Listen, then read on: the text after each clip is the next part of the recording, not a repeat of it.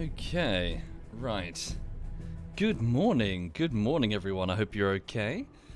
Bear with me just one moment, just minimizing the... Alright, minimizing that, maximizing... Just got to position OBS in the right location, otherwise I have trouble streaming it properly, because then I keep misclicking and opening... Oh, perfect, holy shit. First time, wow. Right, there we go, OBS minimized in the right place. Reloading, save file called holy shit. Yes, so holy shit indeed is the name of the mission. Well, what's happening right now. So yes, welcome indeed. In short, folks, we are once again avoiding depth charges on our way to try and escape from a convoy attack. This time, however, the British have sent a dedicated submarine hunter team. So we're being pursued by at least one very well-armed destroyer with very well-trained crews, and we're in waters that make it difficult to successfully evade depth charges. So yes, we're going to do our best, and we're going to try to sneak away back to occupied France. But yes, oh dear, we've certainly kicked the hornet's nest, or rather, we've kicked the fish and chip shop. So we sunk a fishing trawler, denying the British their cod resource, and therefore the British were unhappy. The British were very upset, and they're sending a proper destroyer to deal with us. Anyway, okay. Has the Bismarck happened? Not yet. It should happen in about 5 weeks, Offstra. So I'm hoping if we can get back to occupied France, we can time it right and successfully see them. Hopefully. How is everyone? You all okay? So I do need to keep this morning's sessions a bit time-boxed, because as you can probably tell from the VODs... Whoops, blimey. As you can probably tell from the VODs, things are going a bit crazy. I'm getting a bit absorbed into Silent Hunter, which is a problem, because I've got lots of work to do. I've got to finish this bullshittery. Right. So, we're currently cruising. I see a leak. Have we taken damage? We've taken minor damage. How bad? Should be okay. Yeah, so we've got a slight leak of something, some oil there. Right, where is the enemy currently? Hydrophone operator, tell me where he is. 251. Give me the observation periscope. So this is the tiny periscope. So that's my combat periscope. This is just a dinky one. 251. Enemy warship is over there. 257. So he's about to move in front of my path. The pinging that you can hear is the sound of ASDIC, which is basically a very early sonar, if you're not familiar. He's bouncing... Yeah, so he's bouncing sound into the depths to try and see what it pings off of. So we're travelling at 2 knots at a depth of 79 meters. Where are we right now? So we're just off the coast of Ireland. And yes, we're trying to just get the fuck out, back to deep water, and escape back home to, back to occupied France. So I presume he's about to make a course this way. No, he's actually going the opposite way. In which case, hard rudders to the right then, please. And up speed. Let's try and present a tiny, tiny target for his ASDIC to confuse him. Here we go. Right, there goes his ASDIC. Switched off. So now he's just going with his Echo... Yeah, so now, drop speed. Spin the rudder the other way now.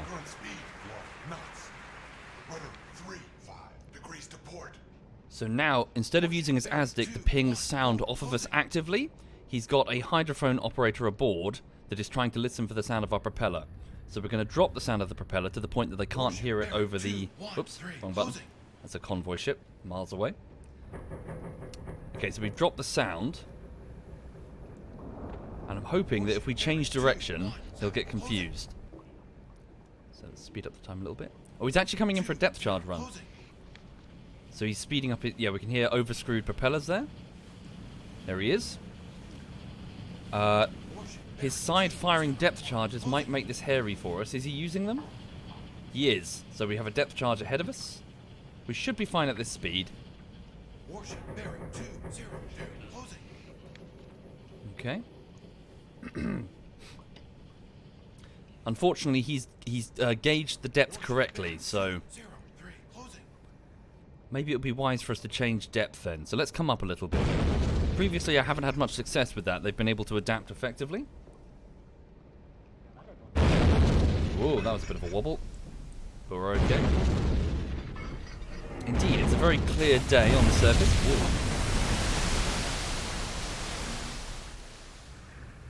Whoa. Right. There he is. Cheeky bugger. Anyway, so just a quick update then for the people just joining the stream. Please know that I'm working on Divinity Bullshittery Part 1. I'm rather keen to get the project done now. Once again, sorry for the long delays between individual videos. So the thing is edited end to end. I'm just trying to polish it. So I've got a list of about 30 issues that I've got to fix between minutes 15 and 19. Minutes 1 to 15 are actually fucking good. Like, holy shit, I watched them this morning. Very few issues. I'm very pleased with it. So, yeah, I'm looking forward to showing you. So I just need to get these, this last batch of issues done, give it another test render. There is a big problem though, I'm afraid. The ending. It's not strong enough. I want the ending to be a ha-ha-ha. Instead, the ending's a bit of a, oh, that's it? You know, as in, people will watch it and probably expect it to continue. It's a bit of a, it feels like a bit of a dud ending. So I need to recut the ending. It shouldn't be too much of a problem. It just means extra time. But, yeah, the ending has got a slap. People only remember the beginning and the end. So the ending has to be strong. So I've got to find a nice strong joke. Either backtrack a little bit and cut earlier, or move ahead and make it longer than 19 minutes and just find a nice strong joke.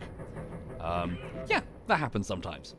But yeah, the ending is just simply not quite strong enough. It needs to be a bit more, yeah. It needs to be a bit stronger. I need what's called a closer in comedy. So, the closing joke that lets the audience laugh the hardest. Okay. Of course, Sipsaf, but you know what I mean. I don't need the video to just randomly end. How can I even escape the destroyer? So right now we're going to have trouble, Mr. Sloth, because I got stupid. I engaged an enemy convoy in shallow waters. So typically at this point we would go very deep, so beyond 100 meters, probably to 200 meters, to the point where their ASDIC is ineffective. Unfortunately, we can't get that deep because sand. Thank you, some sassy jelly. Thank you. So let's just keep moving. There we go. So they're moving in front of our bow. Cut engine. Current speed 0 knots. So they're about to do a depth charge run. Oh no, they're actually missing us quite considerably. Carry on. Current speed 1 knots. Current speed 1 knots. Thank you, some sassy jelly. And before that, Aiden, and before that, Lord Benson, and Zelalus, and Bacon, and Yvonne, and Sir Nums. And the Rock Type, and Battleroyd, and Ale YOLO. Sorry for missing you earlier, folks. Thank you for subbing. Yes, Gaming Potato. So we're playing as a U-boat, specifically U-48. The year is currently 1941, so the Second World War has been raging for quite some time. And it's the Battle of the Atlantic. So the strategic objective of the Battle of the Atlantic was to sink incoming Allied shipping to the point that Fortress Britain, so pretty much the last democratic nation standing in the way of total control over Europe, is starved to death. Well, starved to the negotiating table. Britain cannot run the war solo. No way. Not against the might of Nazi Germany with all of its assets and allies so far away. They do have a huge advantage, though, and that is it's an island. It's very difficult to invade, and their Royal Navy is actually pretty damn powerful. It's the most powerful navy in the world by far. There is no, like the next competitor is probably Japan, and they are quite far, when I say, quite far, yeah, quite far behind the Royal Navy. So, the U-boats are sneaky beaky. They're all sort of attacking the convoys. They are the ambush predators, I suppose, going for the easy to attack merchant shipping, and the British are doing their best to try and sink as many submarines as they can, and also escort those convoys to their ports. So both to Britain to bring in the supplies, and then back again to places like America or the colonies to get more steel, fuel, food. Volunteers who wish to fight. Plenty of people have already signed up to fight. They're not just letting Hitler have his way. We've got floods of American volunteers pouring in. Yeah. Wasn't the US Navy quite close in power? Not really. not getting there, I suppose, but tech-wise, quite far behind. They were picking up speed, mind. Yeah, things were gradually picking up, but in terms of overall number of ships, amount of power that can be projected, no, the Royal Navy currently rules the waves. The Kriegsmarine are trying to challenge, but no, they never came close. Okay, but as you can probably imagine, there's an enormous amount of cooperation going on, even with America being neutral right now. So America is still trying to summon the will to fight. The politicians can see which way the wind is blowing. They don't want a Hitler-dominated Europe, but the people are difficult to convince. It's a European problem thousands of miles away. Why should American lives be risked, you know? Why should they enter a war zone? Okay. So they're about to use their ASDIC soon. Speed up time a little bit. Just trying to creep away. So they're actually some distance now. Turn the rudder a little bit left. Present the smallest profile that we can. Oh no, they come... Damn, they're fast. Where are they? They're over there, I can hear them. They're lining up for another another depth charge run. There they are. That's actually a pretty good one. Hard rudder. Hard rudder right. That might actually get us if we're not very careful. Get ready to change our depth as well. Change our depth. New depth 5 meters. They're going to depth charge run. You'll see overscrewing on the propellers.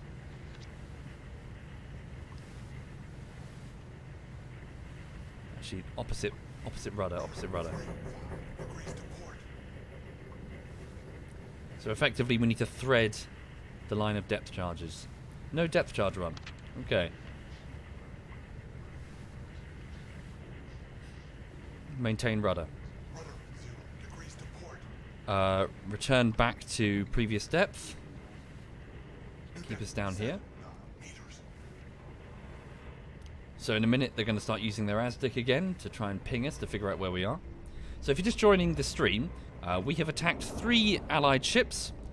Sunk 3 Allied... Sorry, we've attacked 5 Allied ships, but we sunk 3 of them.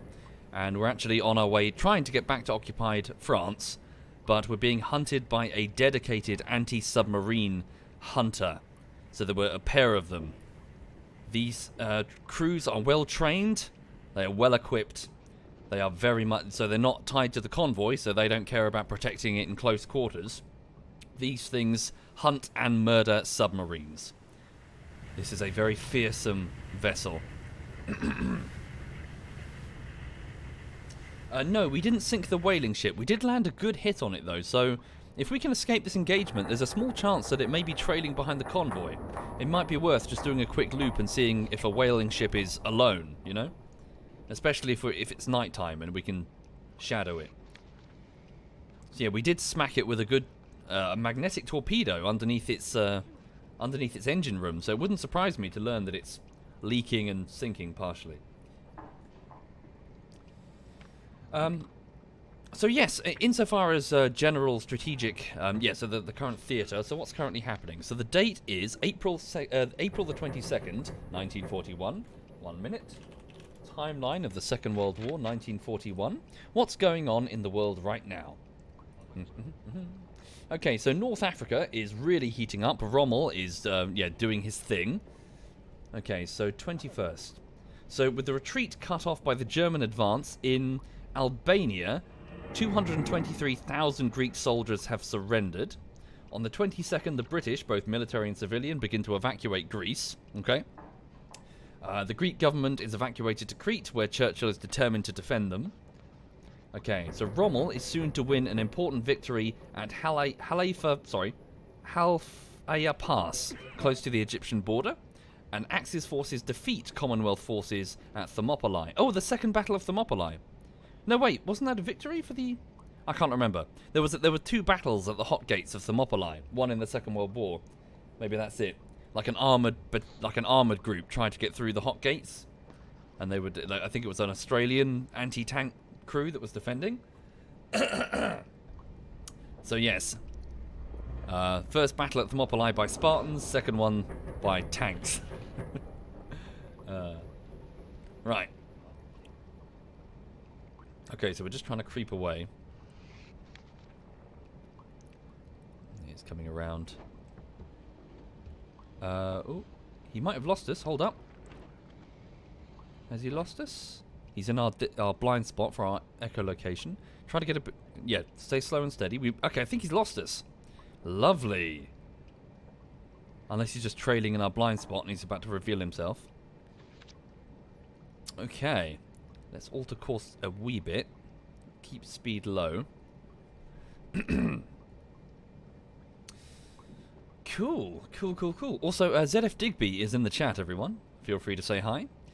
He does lots of historical stuff, lots of flight... what was it? He's playing like a... What was it called again? Sorry, what was the game you... Yeah, Digby, what was that flying... like World War II playing game you were playing, I think? And that looked fun. Digby is hugely into his World War II stuff, as you can no doubt tell by his name. Sorry, I'm just going to wet the whistle. IL-2 Stomovic, he says.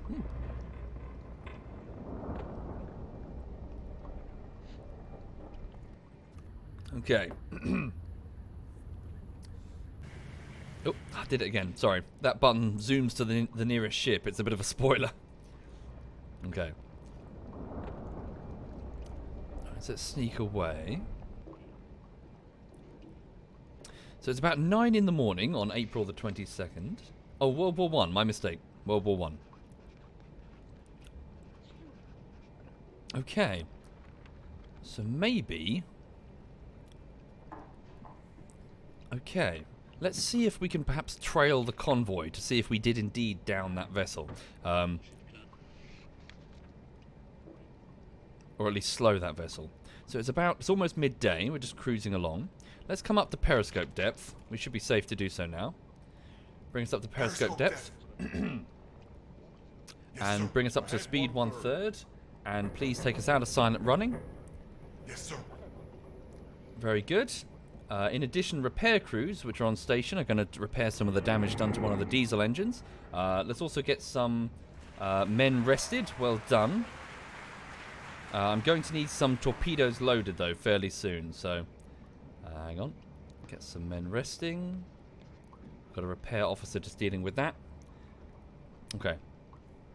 Here we go. So we're resurfacing the boat, coming up from 74 meters back up to the surface, where we're going to just take a quick sneak and peek with our observation periscope. Where is it? I think this is it here, isn't it? Yeah. Okay, down periscope, just in case. That was the observation periscope. That's the sound of the attack periscope lowering. You would assume that there are no British anti-sub bombers yet. Yeah, there are. Yes, indeed. We were attacked at Gibraltar by something called a Hudson, which is a type of American bomber. Well, it's manufactured by Lockheed. I think it was a civilian airliner that was since the hull modified to be in a military role. So we were attacked by a submarine hunter with a ley light, which is basically a spotlight mounted on the front, which is cheeky because it means they're cheating. Allies are cheating, because they don't get that tech until a year from now, the cheating bastards. I suppose it's just a spotlight, it's not that difficult to do, but you know what I mean. Time-traveling cheaters. Right. How fast can you How fast can you descend? It'll probably take us a couple of minutes.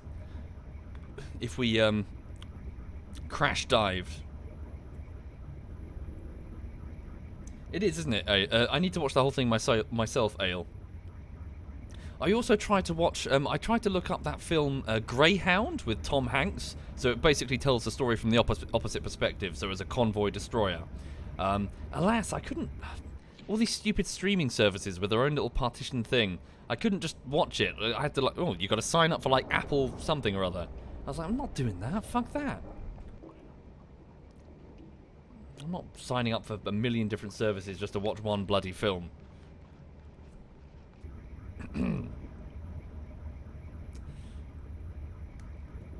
Indeed. So, take a page out of the U-Boats book and yo-ho.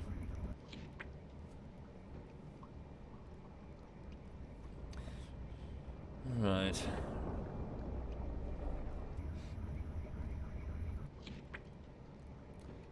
Right, so we're coming up to 17 meters. Let's send up the observation periscope.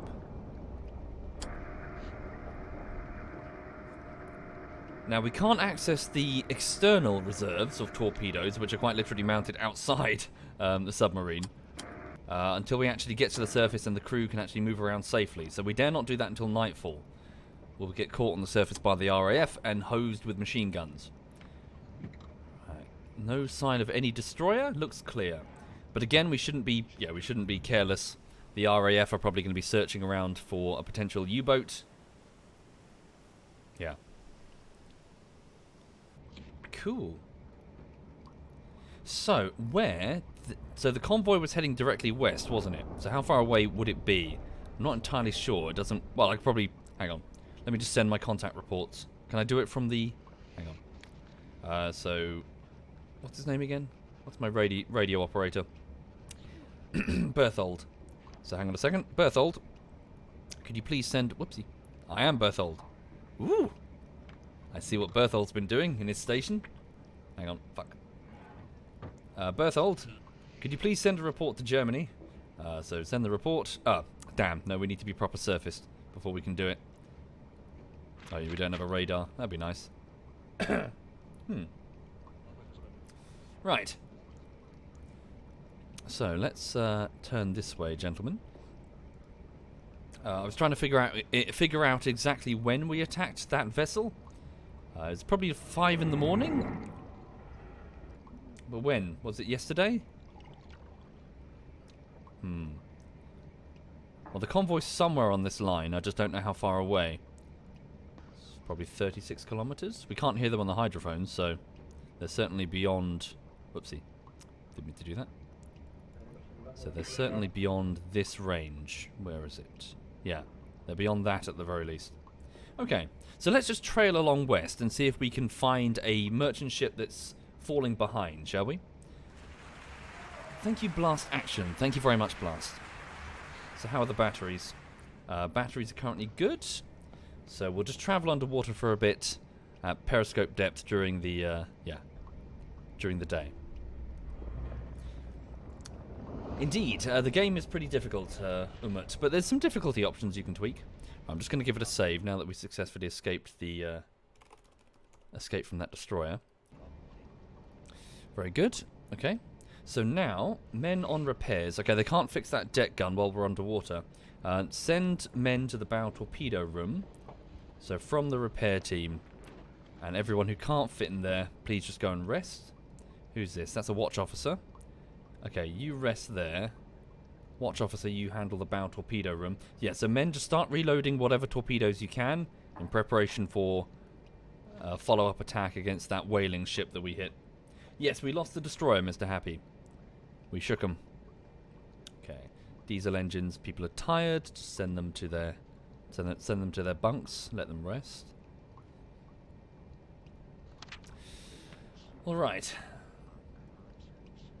Yes, Ash, we will soon. We've still got some time. And a whaling ship is a nice target. We don't want to lose it. Right, so here we go. So it's midday. Speed up the time. Radio message received. What's this? So from U-101, encountered a British submarine in the North Atlantic. Fired 2 torpedoes, both missed. Okay. That's our status report a while ago, isn't it? Okay.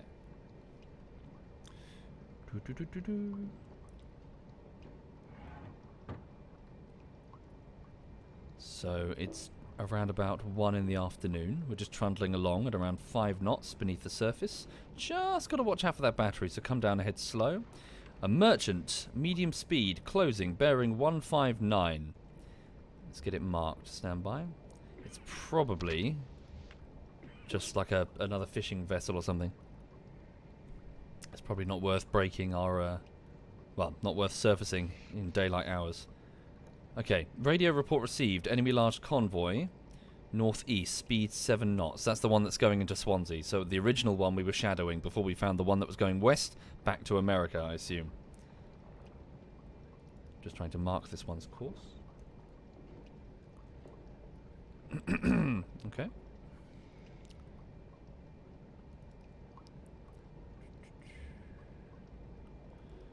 How far?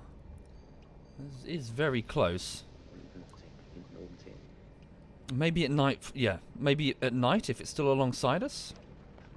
It's moving quite quickly though. It's almost certainly a fishing vessel. Is the periscope still operational? Yeah, we might just be able to spot him. Thank you, Duval. Thank you very much, Duval. So it's still 3 in the afternoon. No, it looks like they're going to bypass us. Again, it doesn't feel worth... Is it worth it? I don't know what it is, that's the trouble. Shimmy along a little bit. I don't want to attract the attention of another big destroyer.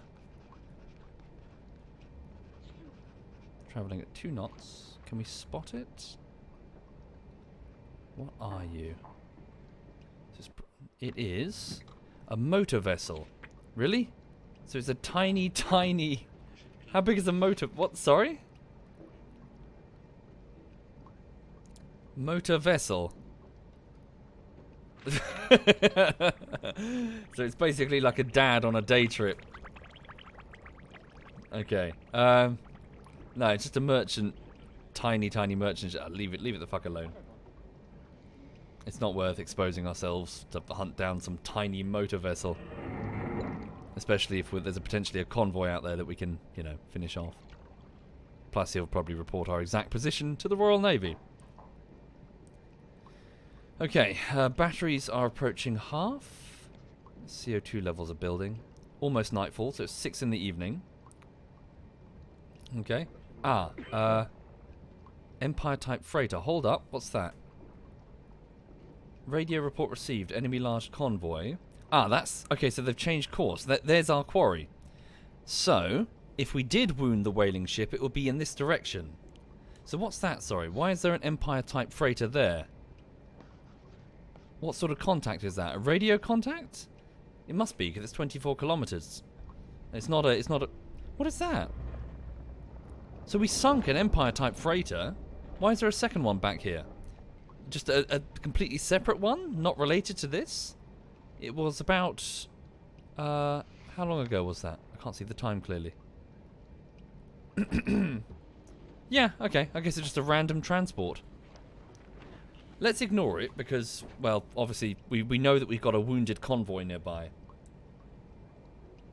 Right, so can we surface? Is it safe? Almost. Thank you, Games Bandit. Thank you very much, Games. Right, so let's assume that they took this course probably. Okay. So let's keep trundling along. So we're looking for a potentially wounded merchant vessel. Hang on, it's coming really close to us, in fact.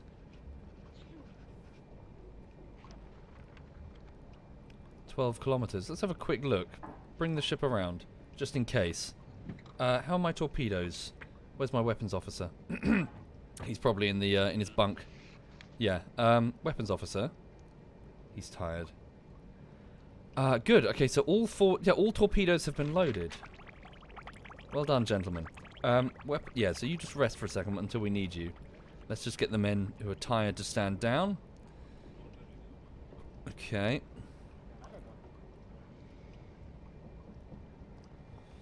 Have I died at any point in this playthrough? Probably, a while ago. Okay, 1 minute. Stern quarters. Yeah, we've got very limited room. Oh wait, I've got some front quarters here that are unoccupied. There we go. Right. Here we go. So bring the U-boat around. Where is his approximate course? Mark his position.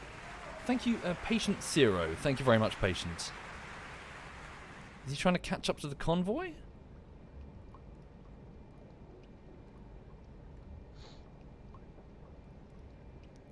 Okay. So we can almost travel on the surface. Okay, what are you? Okay, there's about 7 kilometers. Is it within our visual range? Where's my observation periscope? Not yet. Okay, what should we do? Thank you, Dasameli. Thank you very much, Dasameli. Thank you for subbing. Sorry, did I miss you there? Sorry, Dasameli. And thank you very much. Okay.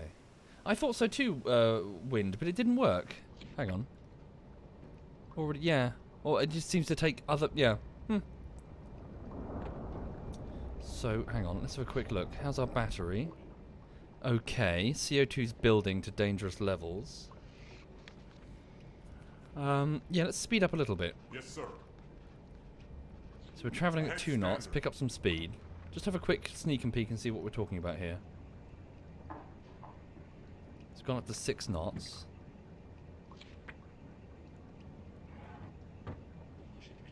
Battery's dropping 50%. There we go, we see it. Empire type freighter, moving south, speed medium. Empire type is big. But under whose nation? Why is it away from a convoy? Empire type freighter. So that's 6,750 tons.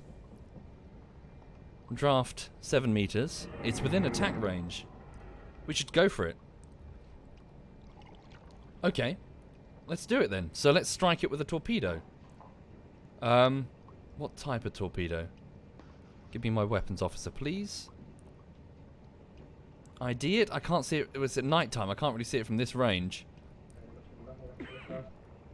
Unless we zoom in and use the third-person camera. That seems a bit cheese. Flag. No, it's too far away. I can't see it. Bring up the attack periscope. Maybe it's got slightly better optics.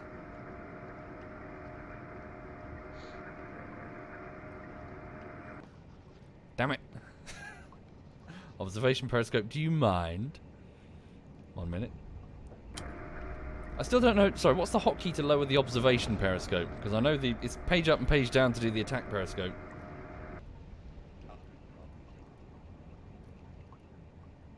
Okay. Can't.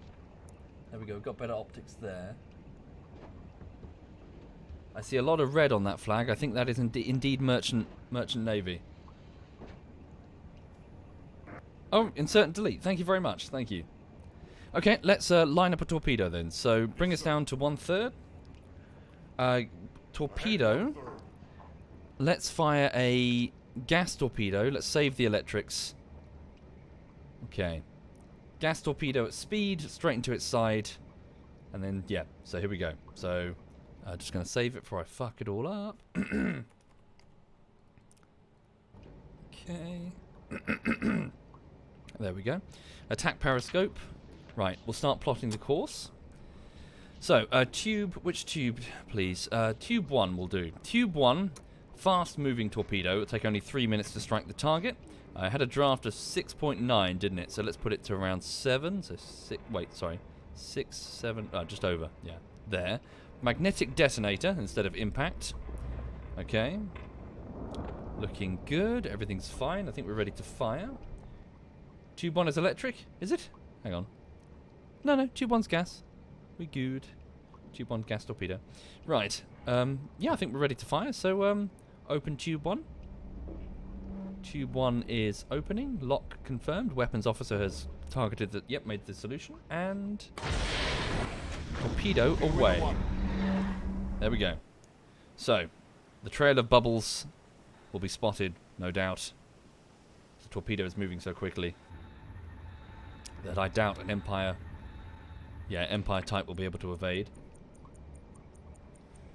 Okay, so that's 3 minutes till impact according to the stopwatch. So yes, for those not familiar with submarine warfare, during this era you didn't have anything like homing torpedoes, or rather they were extremely experimental acoustic torpedoes.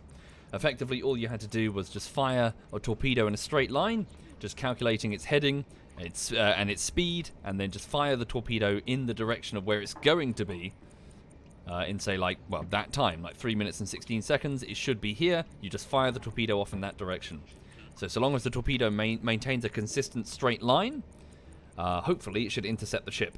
And the bigger the ship, the harder the tougher it is for it to maneuver around torpedoes. In order to ensure a good hit, submarine commanders would in fact fire multiple torpedoes in a spread. So even if 2 miss, 1 might strike. And since torpedoes are massive, the flooding triggered by a huge explosion going off either against the side of the vessel or underneath it was often enough to bring it down. Initially, at the start of the war, the submarine commanders felt confident enough to just surface and use the deck gun, for merchants were unarmed and anti-submarine defenses were very, very primitive. So they would just start firing artillery-sized shells into the ship. Well, you know, like a light piece of artillery. Thank you, TGT. Thank you very much, TGT.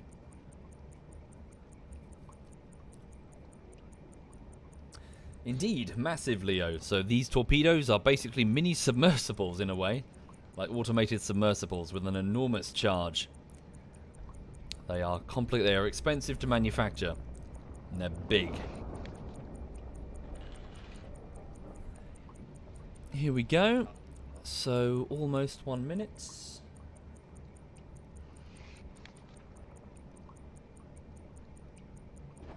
Okay.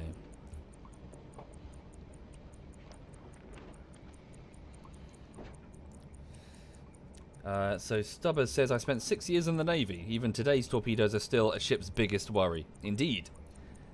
So during the First World War, and prior to the First World War, when you had nations building the biggest ships possible, who could have expected that a fleet of tiny little ships equipped with torpedoes would be such a tremendous threat? As the Russians learnt when they faced the Japanese. Hence the invention of the torpedo boat destroyer, now just called the Destroyer. The purpose of which is to take out the little buggers before they get close with the torpedoes. Okay, here we go. If our aim was true, we should have an impact in 5, 4, 3, 2, 1. Come on, come on, come on, come on. I think we've got a miss, folks.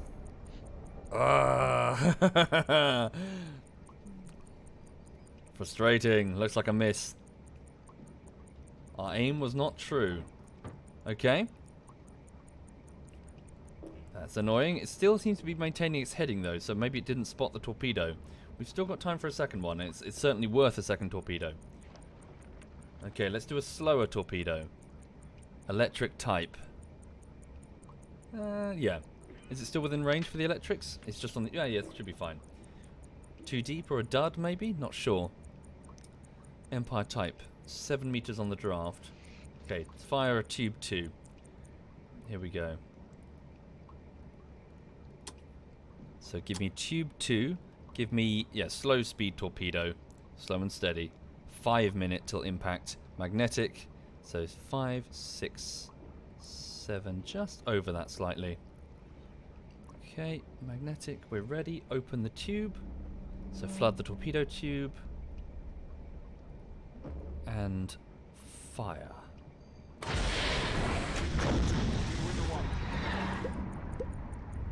Thank you, Gordon. Thank you very much, Gordon. Okay, 5 minutes until impact. Indeed, I probably should have bombastic. I probably should have fired a spread. Okay. So the angle won't be as Oh no, it's gone evasive. It saw the trail. Oh, damn. That's frustrating. So what do we do? Do we engage with the deck gun? This is a big target and it's probably armed. It is nighttime though, so RAF response. What do we do? What do we do? Do we just let it go? Yeah, that torpedo, I'm just not going to hit. All they need to do is zigzag and they've evaded it. Shit. Let's get the deck gun going. I'm worried that I'm going to regret this decision though, because we're so close to... Alright, let's get the deck gun going. Are they definitely taking evasive action? Yeah, they're definitely taking... Alright, yeah, the surface. Surface, get the men to load the reserve torpedoes, get Carl on his deck gun. And ahead standard. Recharge the batteries. We need to be careful though, because they may well be armed with their own weaponry, so present a very small target to them. Okay, here we go. Where is Carl? There we go. Get my officer of the watch up on station. Officer of the watch. Very good. We're up. Okay, I need crew on deck. Give me both the flat gun and the deck gun. Man the deck gun. Man the flat guns. Very good. Carl's already on it. Excellent. Okay, so we have the deck gun engaging the target. What's the range on that? 3 kilometers. Let's actually Yes, sir. stop. All stop. Okay. 3.7 kilometers. I'm just going to fire a few shots Sweeping personally. ahead. Sweeping astern. Stand by. The enemy ship is engaging us. Is it really? So it is. 3.7. Okay, let's see if I can land my own hits. Was I to... Hang on. Gun loading. Turn the... Yes, sir. Rudder 6 degrees to port. Come on. Keep firing. Isn't the deck gun damaged? I think we did take some damage, didn't we? Let's get some crew up there. Oh, we hit something. Explosive cargo. Munitions, maybe? Adjust aim. 3.7. Trouble is, it's such a big vessel that it's probably going to take too many shells to bring down. Direct hit.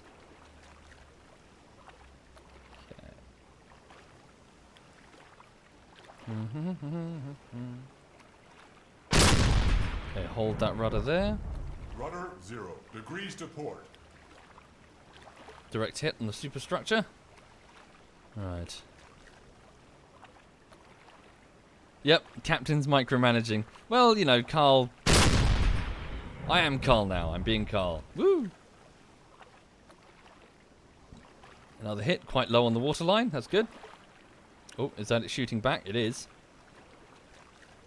They don't have our gunnery skills. They don't have a Carl. So fuck them. Range is currently 3.5. Sweeping ahead. Sweeping astern. Gotta just reset it. 3.5 exactly. Reloading.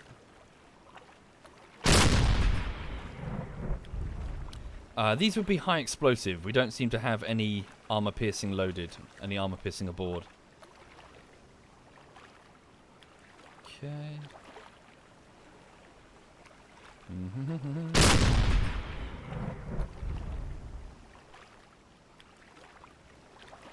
Another hit. Looking good. They seem to have a gun on their, gun on their stern.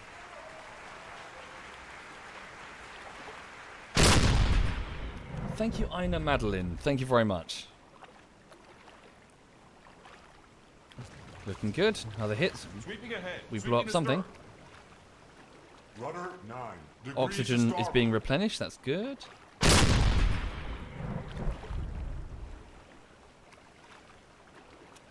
Okay. Oh, I think it was a bit too low on the waterline, that. Up a bit. Oh, that one. They're getting closer. They're getting closer indeed. They're finding their range. Keep firing, Carl. Sweeping ahead. Sweeping astern. So long as we don't get bracketed. Okay.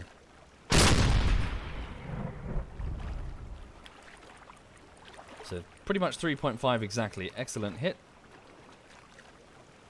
There we go. Indeed. Well, when it comes to this, Bunny, don't consider the U-boat to be a submarine. The U-boat is an attack. It's an attack boat that spends most of its time on the surface. So it acts as a normal ship for the most of the time. Except it can just go underwater when it's in danger or it needs to sink something. Hence why it looks on the surface like a normal boat. It looks like it's got a bow and all that. Yeah, it's a boat that goes underwater now and then. It spends by far most of its time on the surface. Yes, about Captain Toffel, this type of gun brought about 220 shells into the fight, according to its manufacturing details, which I read on the wiki when I was reading out to the chat yesterday.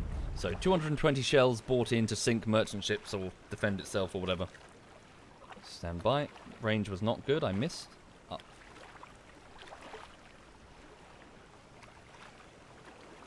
Okay.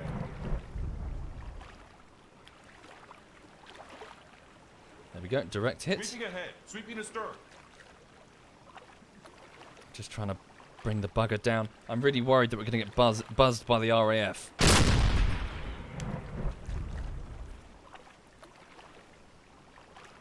Another hit.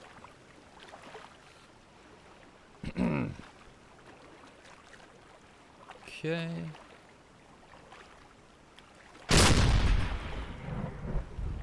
Is it unrealistic to get a hit on the engine? Yeah, we won't get a hit on the engine.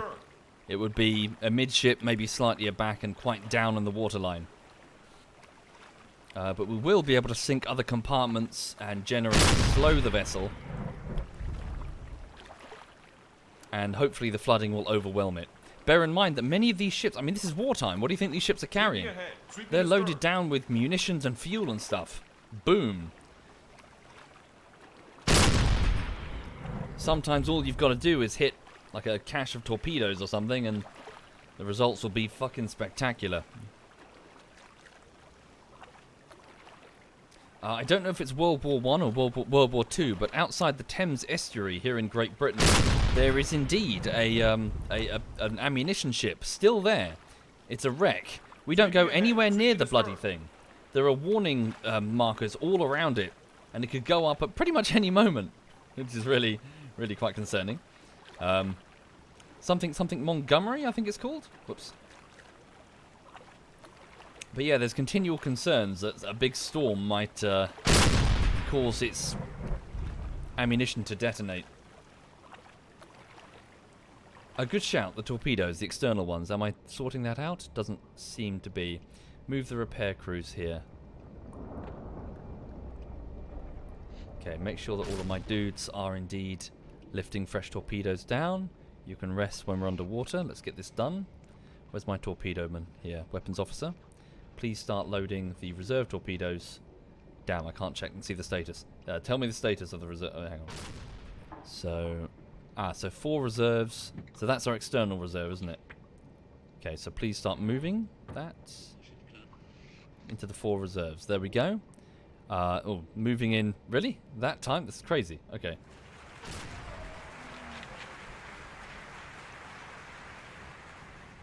Yeah, we'll have to be traveling on the surface for quite some time. Thank you, Romulus. Thank you very much, Romulus. How do you reckon we're doing? It's moving at 2 knots. That's good, actually. 2 knots is very, very slow. You'd think it'd be traveling way faster. It must have been severely flooded.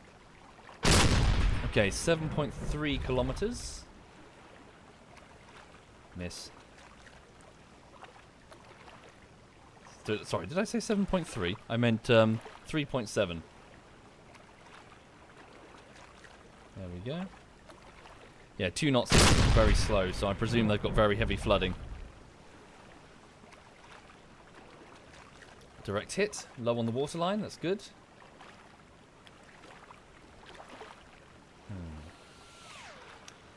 Indeed, yes, the problem with the Montgomery is that no one knows exactly what the status of the explosives currently are. We're rather hoping that their detonators have rusted to the point that they're ineffective. But, do you want to go check? Do you want to go and put Don some scuba gear on and go poke those bombs? Yeah, nah.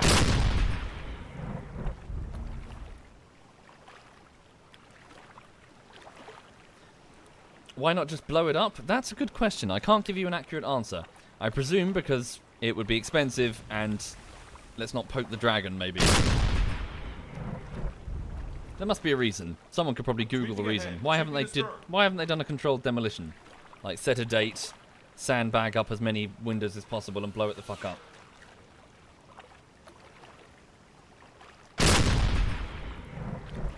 Nah, Runkle, it wouldn't. No. It wouldn't destroy like nearby villages. It's not that close. It will probably break a lot of windows though, and scare the shit out of a lot of people, and give a really bad day to any ships actually near it. Hence the warning markers.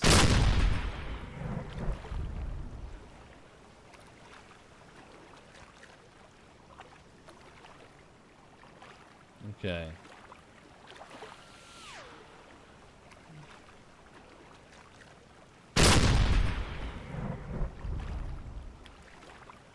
Sweeping ahead. Sweeping astern. Okay. Well, we can't really tow it, Knob. It's a derelict, so it's not floating. It's embedded itself into the sand. It's If you tried to tug on it, you'd probably just rip the wreck open. Thank you, Decoy. Thank you very much, Decoy.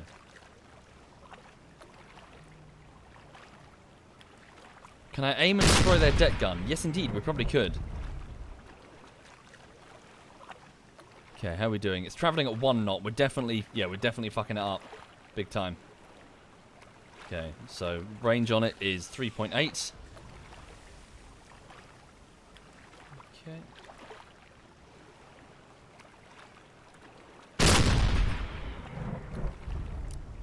Cool, I'm hoping it's flooding way beyond their ability to control it now. Oh really, Tom Scott did a good video on it. Ah, nice. I was unaware.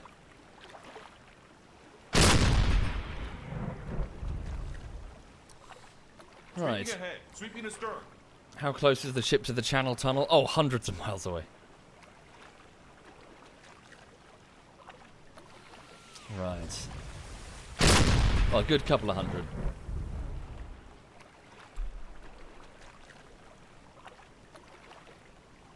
Was that a hit? No, that was their deck gun firing. I think I need to up the distance a little bit more.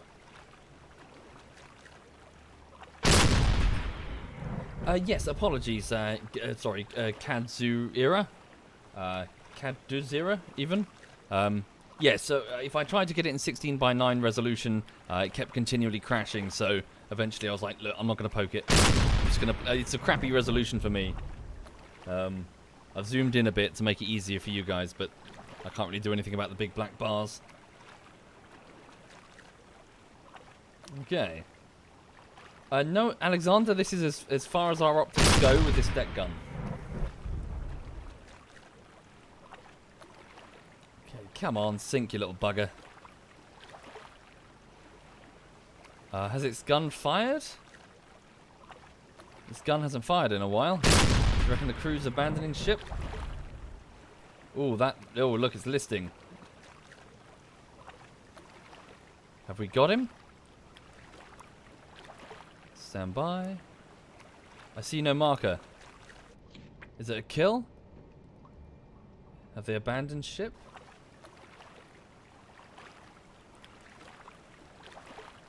Alright.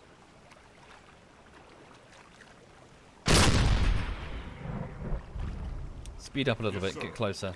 Ahead, slow. Are we out of their effective combat range, Ahead maybe? 1/3. Simply? Ahead 1/3, close in. Keep firing.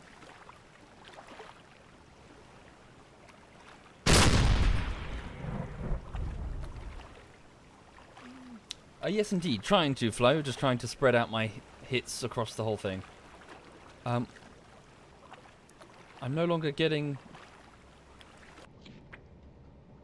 a range reading on it. Is it just a derelict now? Have we taken it out? Yes, sir. Ahead standard. I need men in the Ahead, stand. diesel engines. There we go. Oh. What's going on? Why are we not moving, gentlemen? What's the problem? Head standard, please, gentlemen. Have I done something with the time compression? Electric engines, diesel engines. Yes, we're on the surface. Is the parking brake on? Oh, can we not move because they're loading the torpedoes? Is that a thing? Move everyone out. Yes, sir. Ahead 1/3.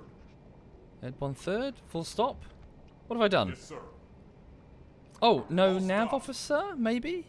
No, weapons officer. Everyone's in place. What have I done? How have I done goofed? Get the men off the deck gun? Man the deck gun. Man the flat gun. Watch Yes, crews sir. to the bridge. Watch crew on deck. Well, we're on the surface, so we don't need the electric engine. Maybe I'll move people from the electric engine. Hang on. Yes, sir. Ahead standard. There we go. Oh, we're still using the electric engine? Yes, sir. New depth 0. I can't explain that. Don't know what happened there. Never mind. Yeah, we're definitely using the diesel. That's the sound of diesel. Weird.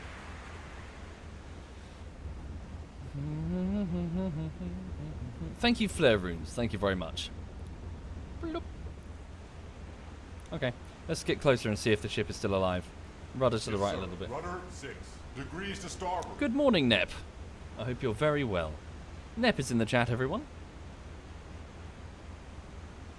Okay.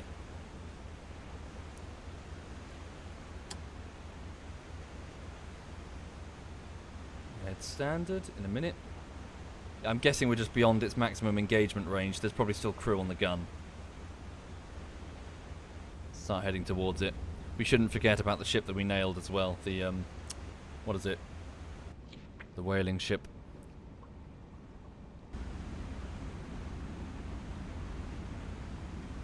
Okay. Yes, sir. Rudder 0. Yes, degrees to indeed, port. Beck. I've played a bit of Foxhole. Only a little bit, though. Are you sinking? Oh, yeah, while we're on the surface, Berthold, send our radio report to HQ. Report contacts, send contact report, send patrol report. Nep says, I'm doing good, thanks. Got some clothes and suits for the vacation and realised I need to get in shape to look stunning, lol. Working on a meal plan. Good luck with it. Hope it goes very well. I recommend beer and lots of bacon. Yeah. Yes, sir. Rudder 0. Not for losing degrees weight, to just in port. general. I recommend beer and bacon. Oh, hi there. Zenith Bavon is in the chat, everyone. Bavon has been helping with the Divinity bullshittery. His expertise with audio stuff, doing things that I can't do. It's very much appreciated, sir. So yes, when it comes to the editing, I've got 3 artists that are doing art assets for me to animate, and I've got Bavon as an audio, I suppose, consultant. So I needed a piece of the soundtrack that it basically had it continued on when I needed it to stop. So he basically stretched out the final note in such a way that it works. And now he's working on a very, very quick, like a non-DMCA jingle thing. You know, like in the aisle with the Gallimimuses bopping up and down? Yeah, just like a quick sort of like gag bit of music. Because if I use something else, it's just going to get claimed in 2 seconds, and then before I know it, Warner Media are slamming adverts all over it. It's all fucking, yeah.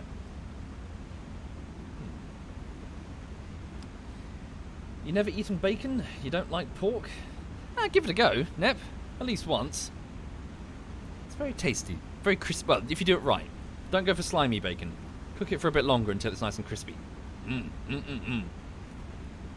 Fuck, I want some bacon now. Fuck. Damn. Is it going down? It looks like it's going down. Yeah, look. Holy shit, that ship is sinking. The cargo is going to be listing now, isn't it? Yeah, we got it. The ship, so the crew are abandoning ship, no doubt. Yeah, they're going down. Oh, I see. You don't eat pork for religious reasons. I see. My mistake. Ooh. Okay. Come on. We need this ship to sink and then we can report it.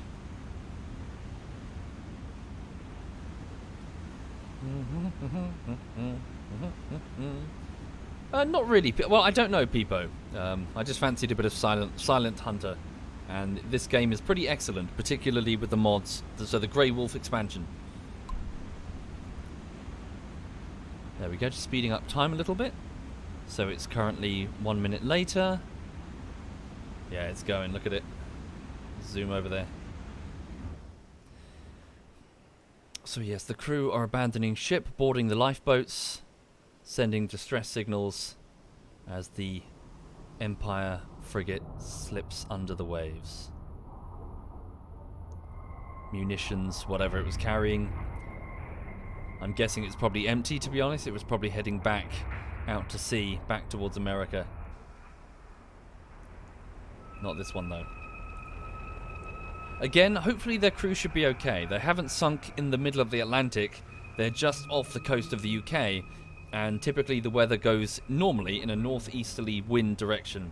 So, in theory, well, if the lifeboats don't take them this way, they'll almost certainly be found by patrols. It's too well patrolled. There's no way a bunch of brightly coloured lifeboats are going to go unnoticed here, especially at daybreak. They'll be okay. Frustratingly, though, reading about it, historically speaking, poor merchant mariners, when they were actually, in their lifeboats bobbing around, they weren't paid. So effectively, the moment the boat went down, they were considered out of a job. Obviously, wartime being what it is, it wouldn't be difficult to get back onto a different boat under a different company. But yeah, effectively, the poor fuckers got shafted horrendously because you've gone through this horrible incident. You might be injured. You've almost certainly got PTSD. And the company that employed you just went, fuck it, you weren't on the clock. It's kind of like, fucking hell. It's really, really harsh. Yes, sir. Okay, rudder right. Rudder.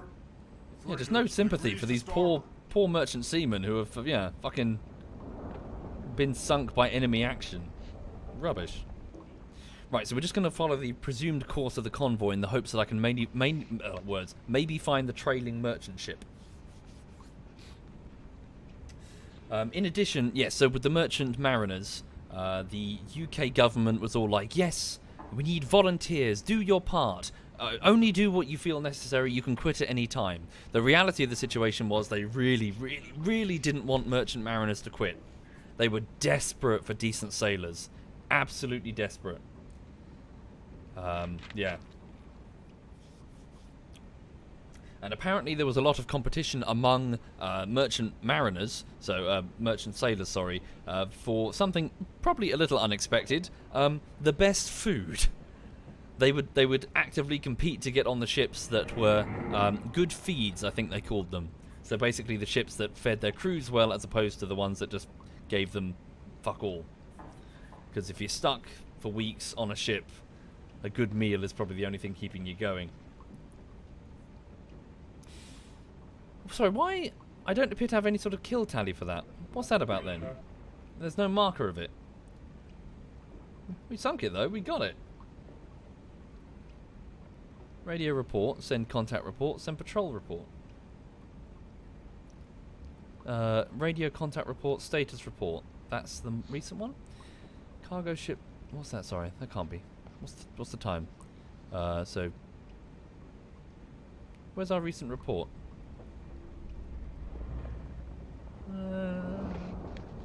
Did that not count? It hasn't sunk yet. Pretty sure it has. It looks sunk to me. Looks pretty damn sunk to me. Okay. Well, that counts. That definitely counts. Of course it counts. Right. So let's follow along. Let's continue on the surface. How are we doing with battery? Radio message received. Okay, battery steadily recharging. We've still got the cover of night. There's the convoy's last known location. Alright. Yeah, no woo from Carl either. How weird. Even if it were a neutral ship, we'd see the marker. Maybe it's just a bug. Yeah. Okay, just give it a save and save it Hunt 1. There we go. Now I'm just going to pop to periscope depth briefly. In fact, a little bit deeper than periscope depth. Take us down to about, what's that, sorry, 30 meters? Okay, I'm just going to get Walter on the hydrophone, see if he can hear any merchant vessels. Okay. Cool. Here we go, the boat submerges. Speed up the time. Whee! Down we go. Current depth 20 meters. Okay, reduce. Reduce the engine just a little bit. Okay. Get some of our men resting who aren't needed right now. Let them rest. Okay. Yeah, our main officers need rest as well, don't they? Watch officer, can you take over from the helmsman for a bit? Oh, it's that guy with the squeaky voice. Thank you, Overcooked Pretzel. Thank you very much, Overcooked.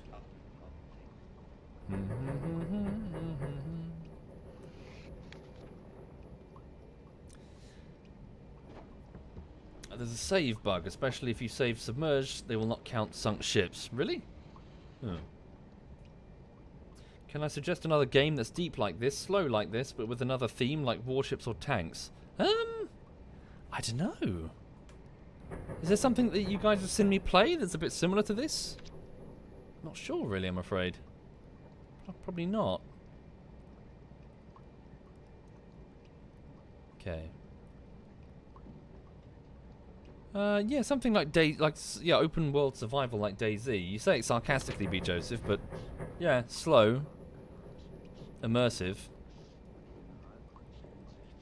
Okay, so no sound of any propeller. Let's come back up to the surface. Ahead standard. There we go. Make sure we got a decent watch officer up there. No, people are resting. Let them rest. What's the date? 23rd of April. We've still got time to return to Germany.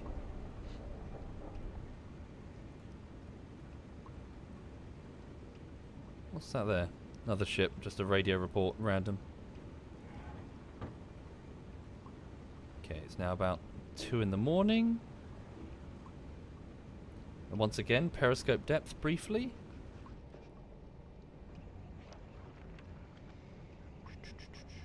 Okay, back to surface. So we're just popping under briefly each time to try and listen for any propellers. Okay, I guess the damage we did to that whaling ship wasn't enough to reduce its speed. That's a pity.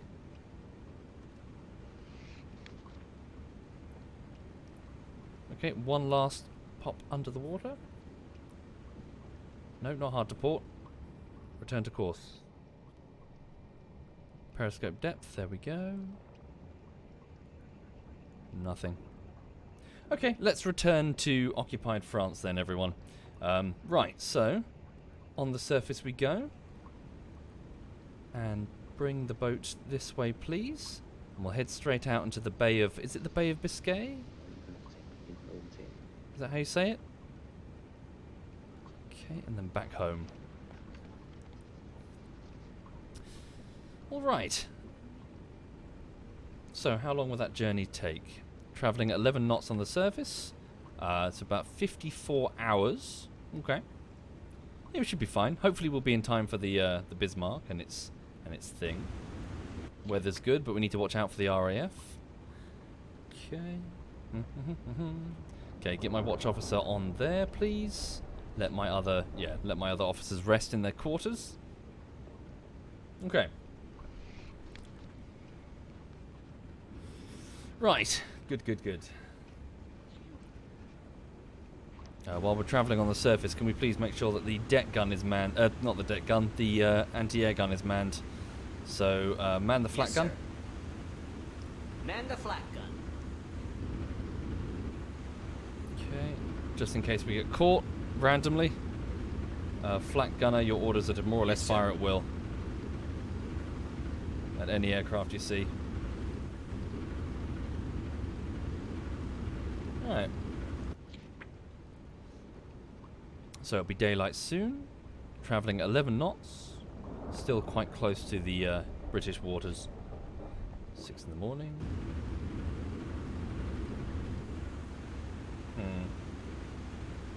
RAF don't have the range. Let's have a look. So it's 1941 according to this map. So the RAF range. So Allied air cover in 1939. Then we're looking at the thin or sort of beige line, 1941. So that's their air cover. So we're still in range. Technically, we're still in range of their 1939 coverage. So yeah, we're very much still in range of the RAF. And then afterwards, that's their range as the war goes on. Yeah, holy shit! When they start using specialized planes and aircraft carriers and. Thank you, Final Evolution. Thank you very much, Final. They're just at the top left over there, Alex. I don't know if it's like a Grey Wolves thing. Okay.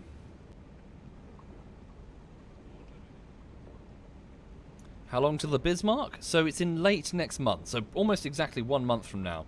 So I'm going to go back to Saint Nazaire, send the men off on leave, and I hope we can time it correctly. Marco, any tips for getting into streaming? Well, if you're getting into it for the first time, you have to do it because you enjoy it. Don't get into it thinking that, oh, we're going to make a career out of this. You've got to enjoy the act of, I suppose, narrating a game and, yeah, playing it at the same time. I'd consider it a hobby. Don't consider it your main thing. If it becomes your main thing, then hooray. But, yeah, there's just so much competition, obviously, that people struggle. But the main thing is also remember it is a show. It is a radio show. It's like a modern radio show for young people, as I keep saying. So you need to keep talking. Silence is the kiss of death for any live stream because effectively you've got people who are lurking. They want some background noise. They just want somebody talking, perhaps talking about a topic that they're not familiar with while they work or do cooking or they're supposed to be studying or whatever.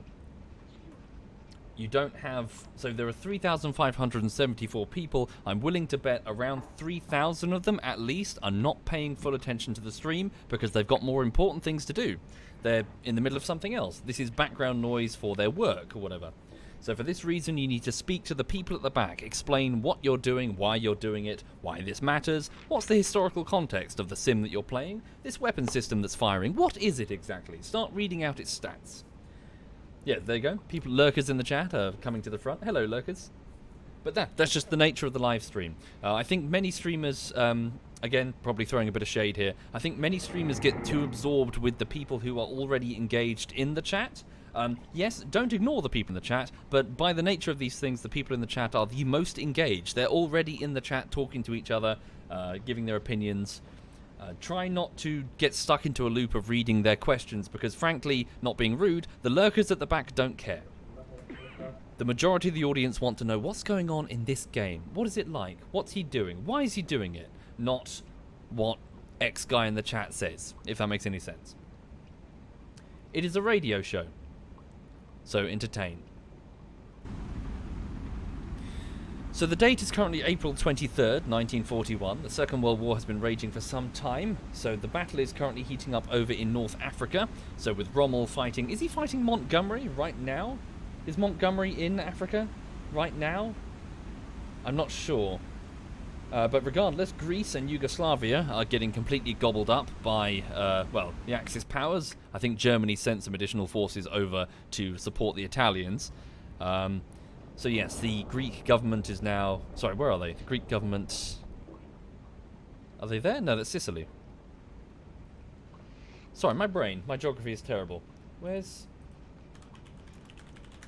So the Greek government are currently...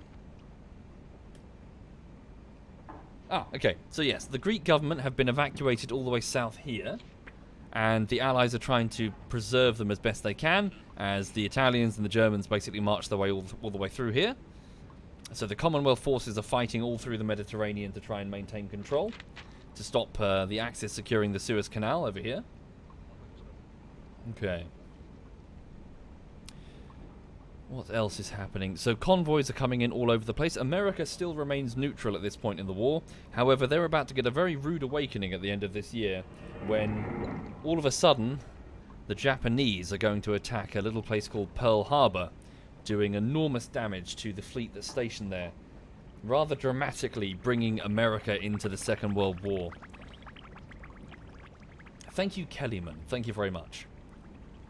Although it would be accurate to say America is already in the Second World War. It's just they're not formally. Their manufacturing base is currently assisting the war effort. Their politicians are very much assisting the war effort. But, yeah, pretty soon they will formally make a declaration of war and join in.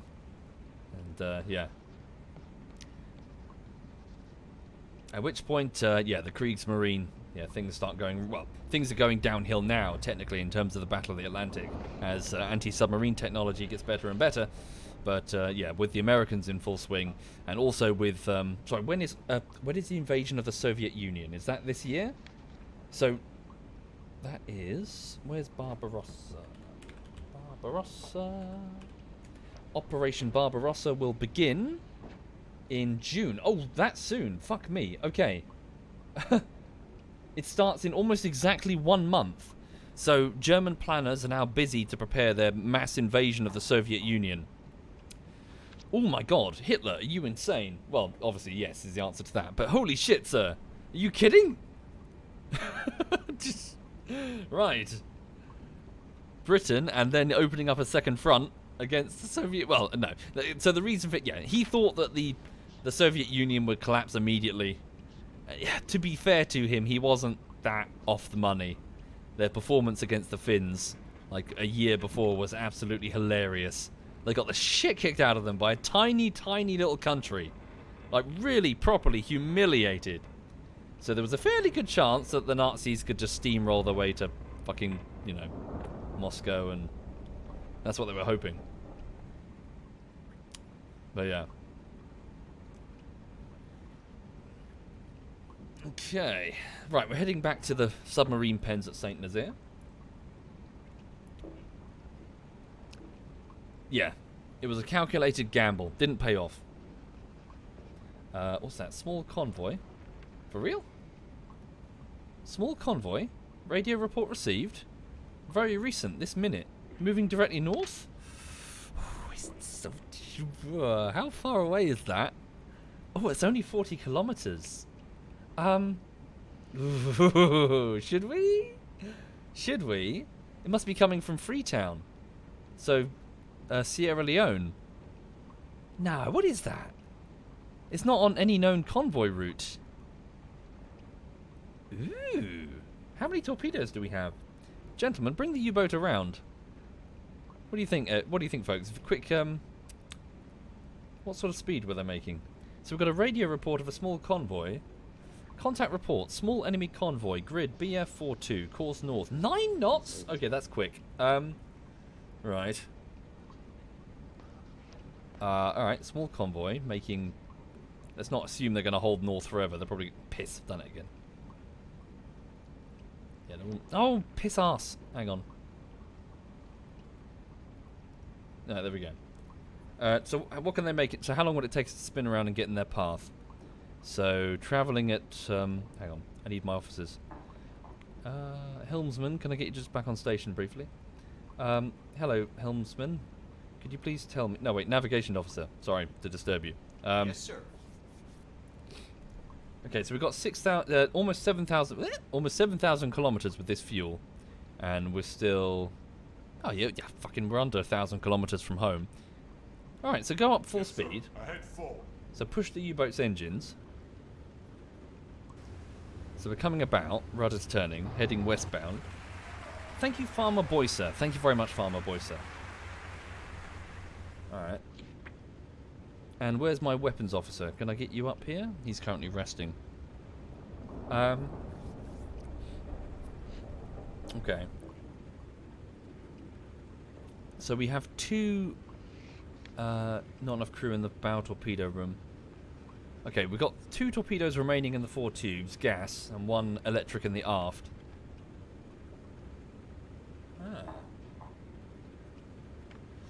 Digby, ZF Digby says the Germans were very good at winning small salami tactic wars, and the rapid defeat of France due to rapid exploitation and deception convinced Hitler that he could do the same thing to the Soviet Union. That's why the Wehrmacht were so unprepared for the winter weather when it arrived. They never thought it would be needed. Indeed. So they got bogged down in Russia. And that's when things went to shit. Because if you think the casualties were bad here, yeah. Stalin. Or Russia, rather. Stalin was rubbish, holy shit. He was useless. Yeah.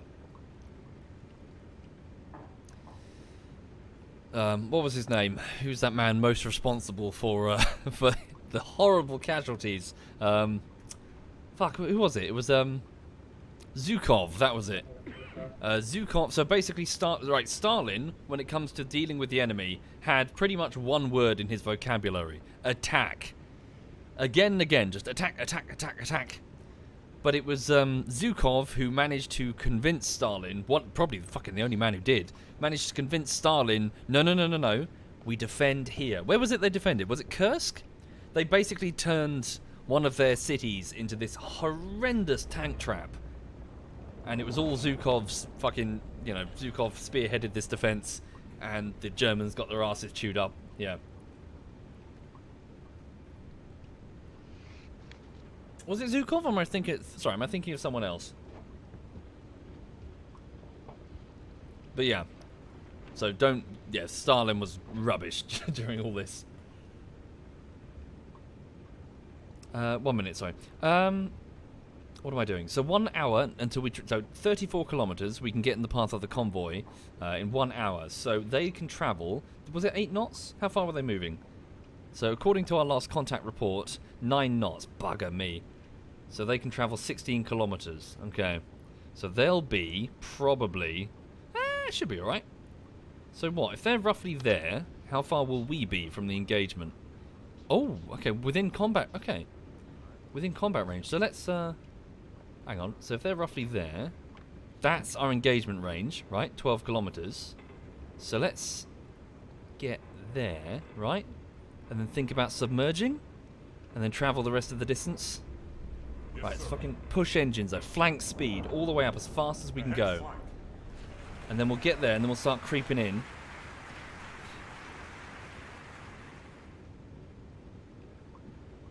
What does that mean, Quebec? I keep seeing that word quoted. Every time I tease the chat by talking about that wonderful film, Avatar, by M. Night Shyamalan. People keep saying Bas Sing Se. What is that in reference to? Obviously it's from Avatar, but what does it mean in context? Thank you, Headshoot. Thank you very much, Headshoot.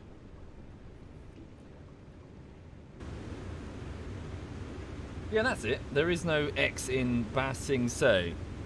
What does it mean? It's the name of a city in Avatar. Okay. There is no war.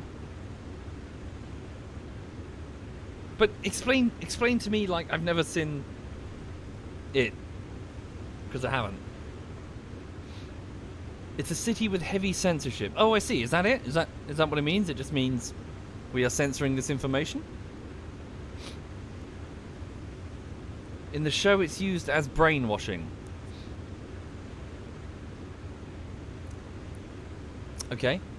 It's the capital city of the Earth Empire. And there's no war in the city because the government does not want the people to know what happened. I see, that's it. Okay. Cool. Grumpy Pirate says it's a reference to a city in Avatar: The Last Airbender, where a corrupt and oppressive rule was so heavy that they did not acknowledge there was even a war going on. Oh, really? Thank you, Zwillinken Hendy. Thank you, Zwillinken. And Andrew the Giant and Commander Swift. Thank you, all of you. Okay. So we're making 18 knots on the surface. We'll be within engagement range in about 40 minutes. That's pretty good. And then the enemy convoy will be around about here. So what's the current visibility? Shame it doesn't give you a number. Yes, sir. So visibility unlimited. But what does that mean? 12 kilometers? 15 kilometers? Okay, the U-boat travels along the surface at flank speed. As I said yesterday, we need to be a little bit careful pushing the engines too... Well, I don't think it's represented in the game, but in real life, spinning these propellers too fast is going to make tiny bubbles, little vacuum bubbles, cavitation, damaging the propellers. Like, physically eroding the propeller blades away. And also, it's very, very loud as we travel through the ocean, so the convoy's going to know we're here. So, yeah, we need to slow down, is what I'm saying, before we get too close. Thank you, Beanie, and Captain Bullshit. Thank you. Okay. Visibility distances relative to height above the sea level. But insofar as game mechanics, anyone know? The point at which the merchant ships could spot me is what I'm looking for.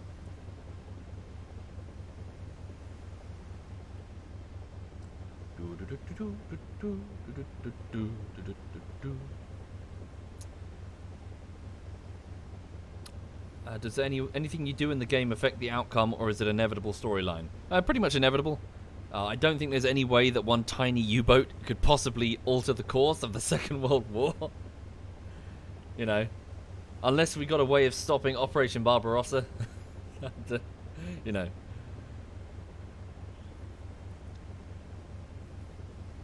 you know, or maybe Winston Churchill and Roosevelt and Stalin all decide to go on a fishing trip in a small dinghy off the coast of Cornwall, then no, there's no way that we are going to be able to change the course of this war.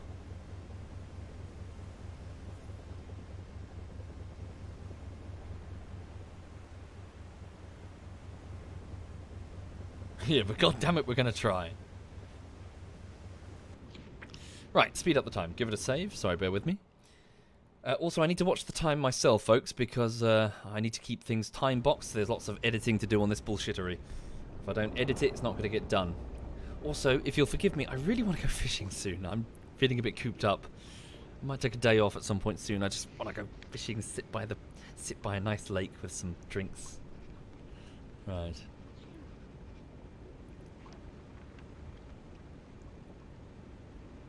Catch some fish while the weather's nice. Smell the roses, you know. Not literally, I just mean in generally. Just been working so much, I just want to unwind. Okay. Right, we've arrived, everyone. So the convoy is probably here. So we should think about submerging any second. In fact, let's do it now. So submerge the boat. Bring us down head standard. Periscope depth. Let's listen on the hydrophones and see if we can pick them up. Standard. Almost the evening as well.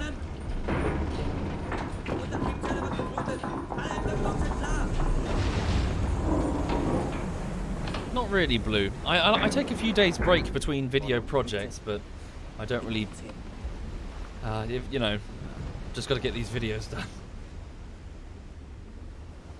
Okay.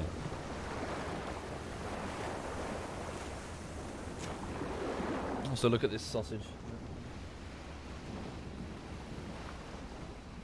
Nope. Okay. There we go. Sleepy dog with a sleepy butt.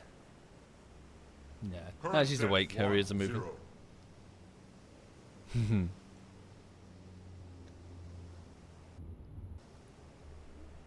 Yeah, she's all floppy. Okay. So, we've submerged the U-boat. Now, let's see if Walter can pick up anything on the hydrophones. Come down a little bit deeper, away from the surface. New depth 2-5. So in ideal conditions, probably that would be his listening range. Contact merchants Hello, closing, bearing we found them. 283 long range. Contact merchants closing, bearing 281 long range. Looking good. Okay. Let's actually just creep down then. Yes, sir. Keep it slow. Ahead, slow.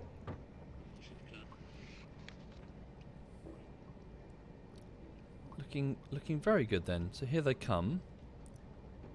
We have our convoy, folks, moving straight towards us. Come back Yes, sir. back up to periscope depth. Periscope depth.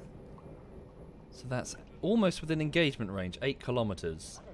Get ready with the attack periscope. So unfortunately, our front torpedoes are all gas. So maybe we should. We opened up with the electric torpedo at the back. Ah, screw it. Let's just fire the damn all our remaining gas torpedoes and get the fuck out of here. 2 at the front. All right. Are duds represented in the game? Only if you switch them on, Zool. I can't remember if we switched them on. Okay, we're on 24 meters deep. Let's come up to around 15. That's periscope depth, approximately. Here we go. So there's their front, screening ship there. I switched them on, probably, yeah. Up periscope. So that's what they can see on the surface. Right, what have we got? I see a CD class. That would be their lead destroyer. Or cruiser, not sure what that is, sorry. Where are the merchants? Can't quite see them yet, they're just hidden in the mist. Down periscope. I'm driving a Type 7 U-boat, Icky. I think it's just a regular Type 7. Or is it a Type 7B? Can't remember. Certainly not a Type 7C, not yet. Okay, creep ahead at 1 knot. Ahead slow. There we go. Okay, that destroyer is creeping closer. In fact, let's kill the engine for a second. What's my depth beneath the... Actually, no, don't ping. Oh, no, good. Yeah, it's good. So if we do get detected by the destroyer, we should be alright. Yeah, nice and deep. We'll be able to escape nice and deep. Indeed, you can find aircraft carriers in the game, weirdo. So there's the destroyer. There are some merchants. Let's have a quick look. It's only a small convoy, so don't expect anything tremendous. What have we got? A tramp steamer and a large merchant. Just the two? Did we not hear more?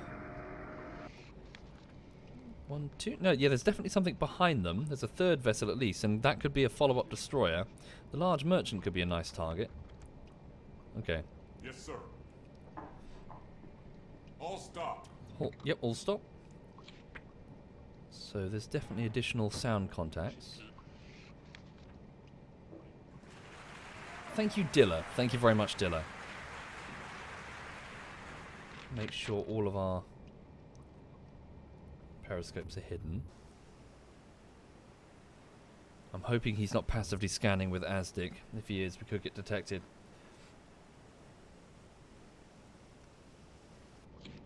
Alright. So there he is. He's just moving ahead. He's passing. Right. Oh. Oh, what the fuck? What the... Really? We're so close to the... I didn't think we'd get this close. Right. We've been a little too successful, everybody. Right. Whoops. Come up to silent running. Yes, sir. 1 knot. Rig for silent running. Fuck. I mean... Current speed, 0 knots. That's a bit awkward.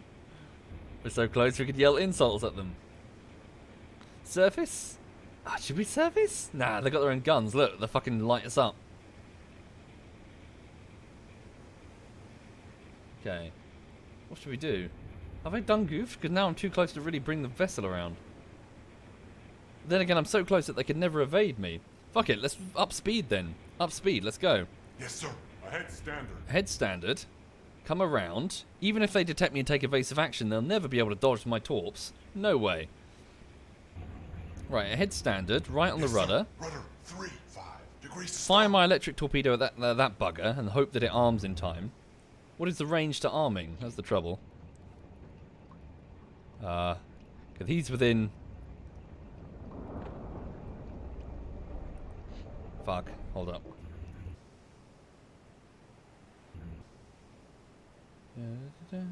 Or maybe fire the electric torpedo at that one as he's pulling away from me. 400 meters? Rudder Okay. 3, 4 degrees to port. Start with our rear torpedo then. Are they taking evasive action? It wouldn't surprise me if they are. Okay. I don't think that's a destroyer. Yeah, holy shit. So come around quickly as we can. Fuck, what am I doing? The angle's going to be awful. Do it the other way. Yes, sir. Rudder 2, Do my original degrees plan. to starboard. So fire the electric torpedo at this one, not that one, because the angle's going to be piss poor. Then surface, spin round, fire the gas torpedo at the... Well, not surface, but come up, fire the gas torpedoes at those far too fast for them to evade. Sink them, go home, before the destroyers can even react. Right, here we go. So, rear torpedo tube. Attack torpedo. Stand by. Give me the aft torpedo tube. Up. It's is it electric? What have I got here? It's electric, definitely. Okay, rudder and midship. Rudder 0 degrees to port. You are what? You are what? A large merchant. Your draft is 8.9.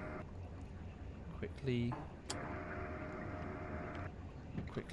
lock. Rear, slow. 5, 6, 7, 8.9. There we go. Should be good enough. Open tube. 5, 6, 7, 8, 8.9 there. Okay, what's the range to target? Yeah, it's within arming range. Fire. Electric torpedo fired behind us. Then we come around, attack those. So Yes, sir. full speed ahead. Full. Periscope down.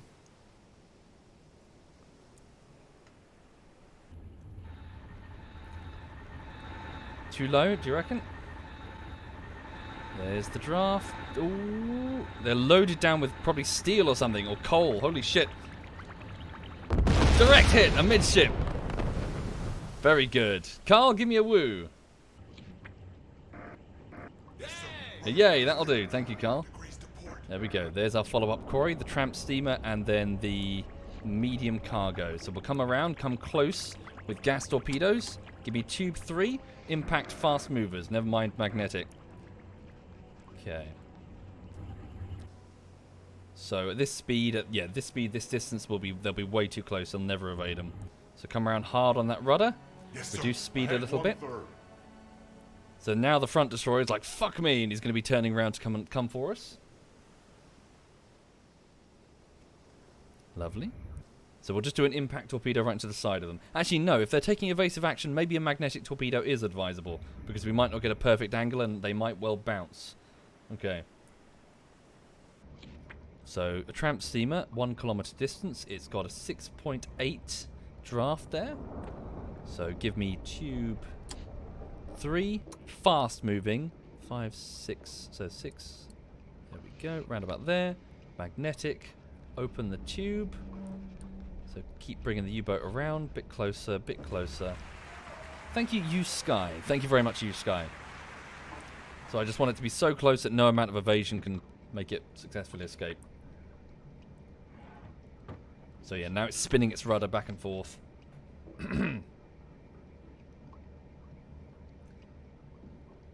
Alright. Verify. Sorry. Tube 3, fast, magnetic. 5, so 6. So there we go. Should be good.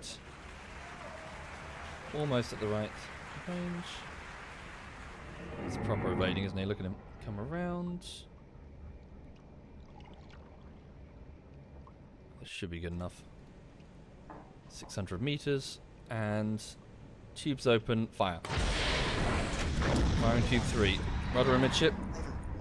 So I'm hoping just the sheer speed of that. Whoa, that's a big one at the back.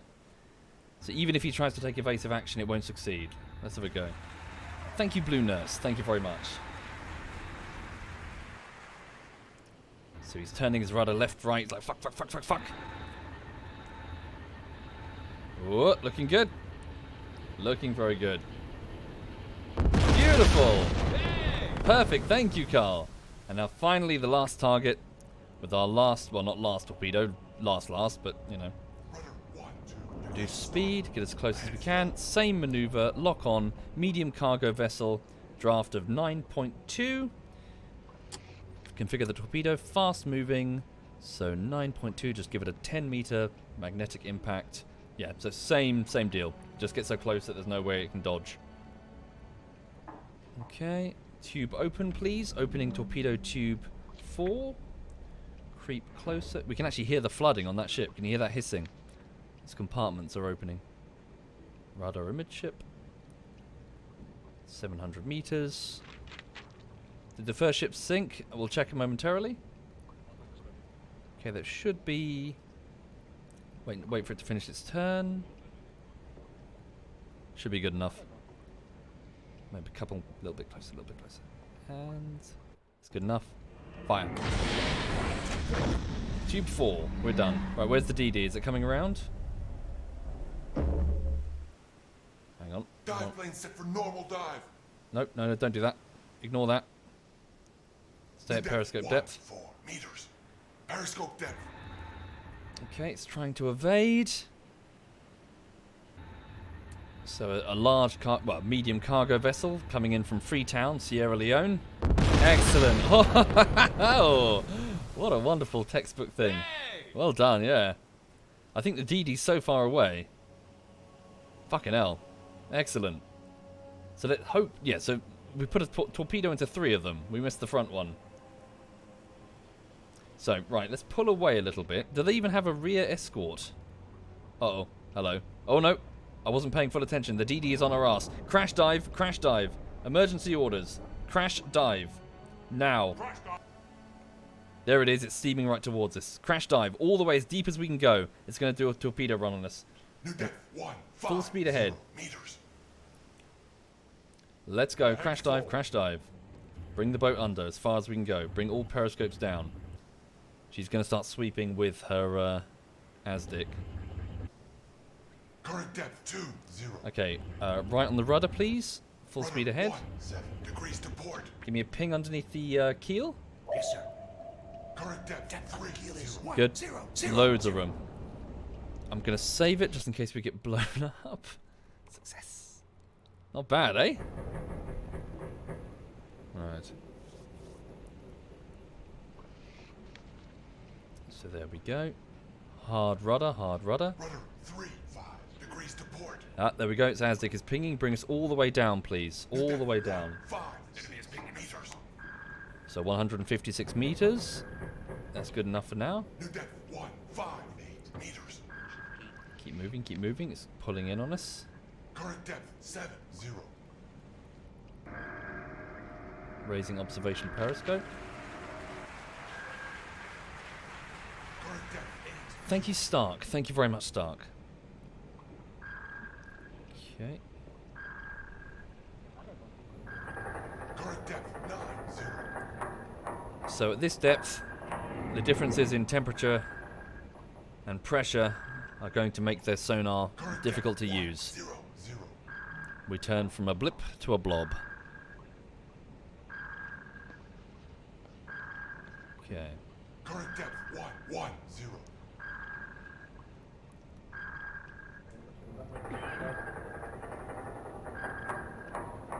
Current depth 1, 2, 0. How deep are the depth charges effective? Well, once we reach around 100 meters or more, Current depth 1, the 3, time that it takes for them to sink, and of course the increased pressure down there reduces their effectiveness when they actually explode, but the time that it takes for them to sink means that we can evade pretty effectively. So beyond 100 meters, they're not great. Okay, we're leveling out at 150 odd meters. Rudder amidship. Rudder 1 degrees to port. In fact, rudder a little bit right. I want to try and shadow the convoy. Rudder 1, 2 degrees to start. And ahead standard. Head standard. Okay. Current depth 1, 5, 0. Sounds like they're making a depth charge run. Observation periscope. Can I see the shadow of their bow?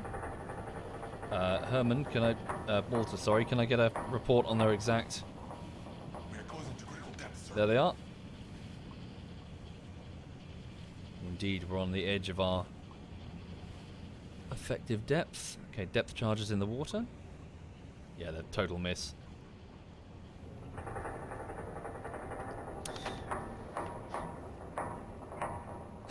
Wouldn't it be funny if one of the ships sinking lands on us? I've never seen that happen. One of the sinking cargo ships just crashes into us and we die.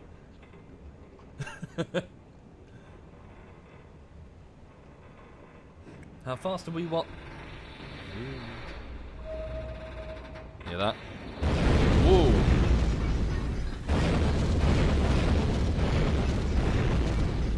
They're way off. Okay, Current speed take us 1 down to around 4 Current knots. speed 2 knots. And try to shadow the convoy.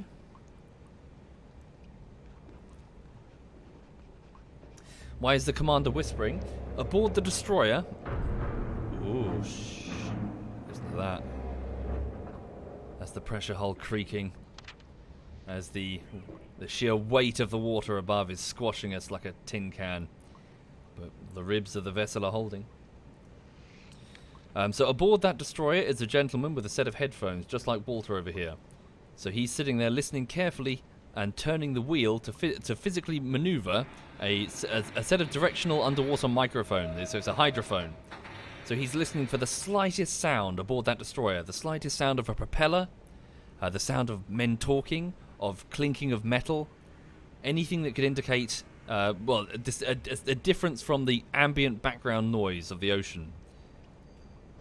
So everyone needs to be very fucking quiet.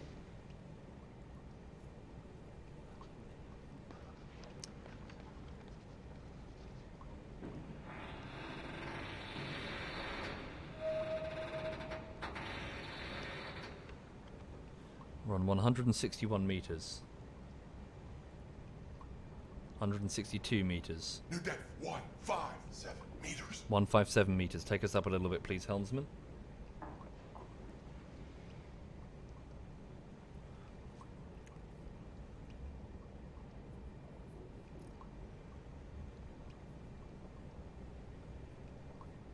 No, we should be okay.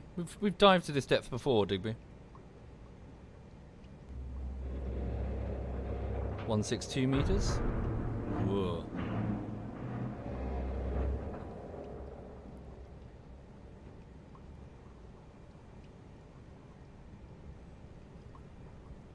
So at this depth, his sonar is going to be just a complete fucking 163.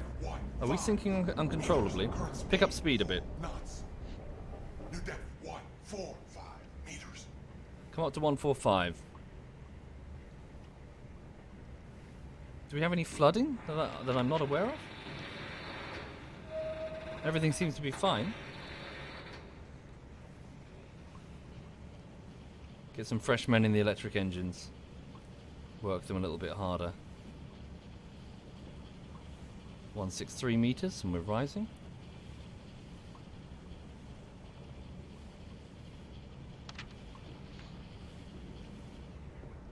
Walter, where is he?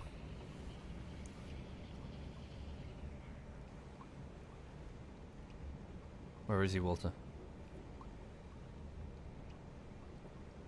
Must be in our blind spot. To the rear of the ship, bearing 180.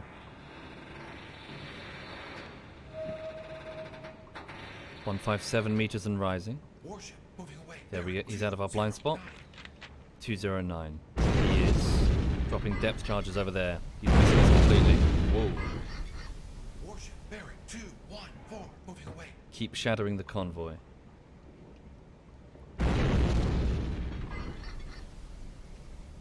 Warship bearing 219 moving away. We're moving at 4 knots. U-boat is rising and leveling out at 150. 224 constant distance.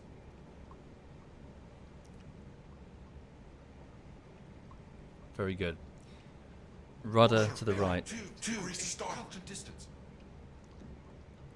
I'm going to pull away. So assuming he's doing loops over here, I'm just going to pull this way and see if I can Warship bearing 230. just move this way. Just get a little bit of distance from him. Okay, speeding up time a little bit.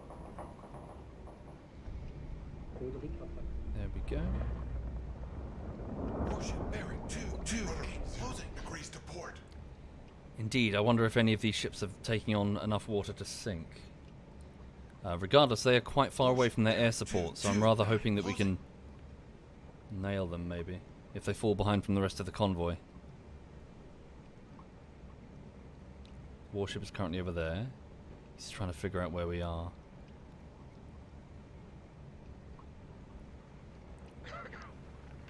Okay, looks like he's about to pass overhead. My observation periscope. Warship bearing 230. 230. Can I see his shadow? No, we're too far down. Somewhere over there. Warship bearing 227 closing.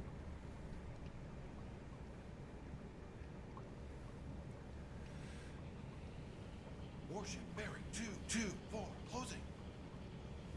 Okay, looks like he's about to do another run. He's going over our heads.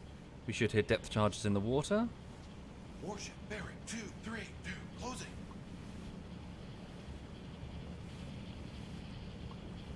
It's a pretty good guess. Yep, depth charges in the water.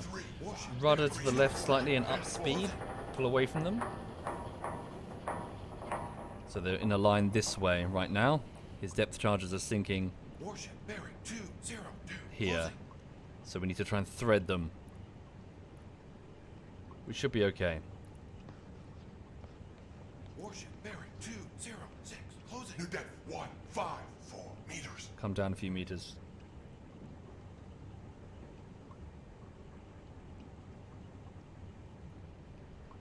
Rudder amidship. 0 degrees to port. Rudder 0 degrees to port.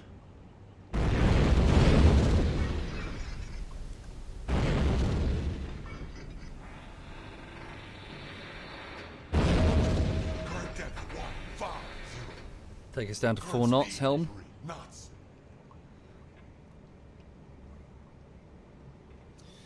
So the destroyers, as mentioned in the previous stream, they do their best to try and hopefully work in groups to sort of do parallel lines of depth charges against enemy targets. But again, the sonar has a minimum range, so ASDIC has a minimum range, at which point the ping return is instantaneous. So that blind spot is what U-boat commanders exploited to just change their course. Change their depth, change their course, and they could successfully escape many a depth charge run. It was very hard to get a submarine with depth charges. So they tried parallel lines. They tried a particularly sneaky tactic where one destroyer would do the depth charge run and then another destroyer would do another one, but slowly, very slowly, to the point that the hydrophone operator usually couldn't hear them, and the hope was that second depth charge run would catch the U-boat out because they'd turn into it. But it was tricky because you had this enormous blind spot that they could exploit several, couple of 100 meters all around the ship, where you don't know what the submarine's doing. Could be doing fucking anything. Could be sitting still, could be diving, could be rising, could be moving left or right. Ooh. So skilled U-boat commanders would evade many depth charge runs doing this. Again, as I often repeat on these streams, the solution came not long now, actually, in the war, when someone came up with the idea of making the depth charges smaller so that they could be shot long distance and firing them ahead of the bow using a mortar device, like a spigot mortar, is that what the term is? So using rows of them. Instead of one big depth charge, you put 20. So only about 25 kilograms of explosive apiece, and you fire them boom, boom, boom, boom, over the bows while the submarine is still within range of your ASDIC. So you know exactly where it is at all times. Yikes. Are we going to be okay? Where is it? They're doing there. So rudder to the right and up speed. Their depth charge is in front of us, I think. So yes, over the bow they would fire these spigot mortars. Sorry, Hedgehog is a different type. Sorry, my mistake. But yeah, effectively just continually spam these tiny little bomblets as opposed to one big charge. And then here's the clever part. The bomblets would only detonate when they hit something. Impact triggers. So instead of stirring up the water and making it really hard for the ASDIC to work, they would only detonate if they hit something. So this means you could just keep firing the buggers. You can just leave the U-boat in your ASDIC range. You can see it. It can't go anywhere. It's stuck. And you can just keep spamming them until you hit it. And 25 kilograms of explosive is not much, but if it's there against the hull of the U-boat, it's gone. One hit is often all you needed. And you were firing, what, 25 of these apiece. Reload, fire, reload, fire. Just able seamen going back aboard the deck, just reloading these buggers. And it was a very effective. It was so effective. The weaponry, in at least an upgraded form, I think they call them squids now, are still in use to this day. It is a very effective anti-submarine weapon.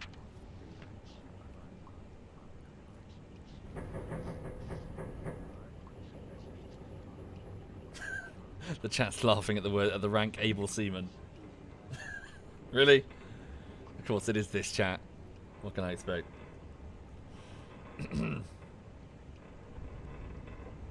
Would it set the others off as well? What, the hedgehog? Well, no. No, they're little bomblets. Tiny.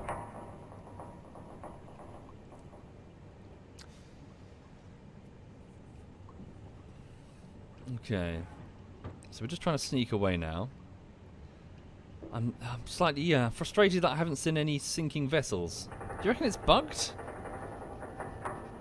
Surely I nailed one of them. One of them was a tiny little tramp steamer. Can we hear any, sound of scraping metal?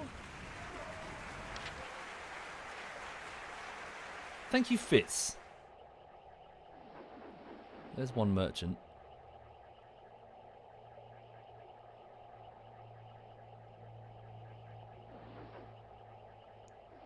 Can't hear anything.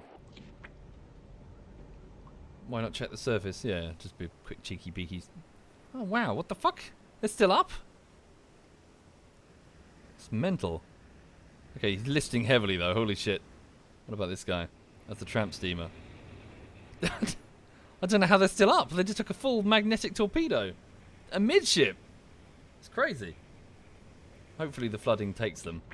Or if not, then the DD bogs off and I take them with the deck gun. Yeah, I suppose it's only been a few minutes. Yeah, you're right. Yeah, bit of flex tape. Just slap it on the side. Slap it, yeah, lower someone on a winch, just slap on some flex tape. Job done.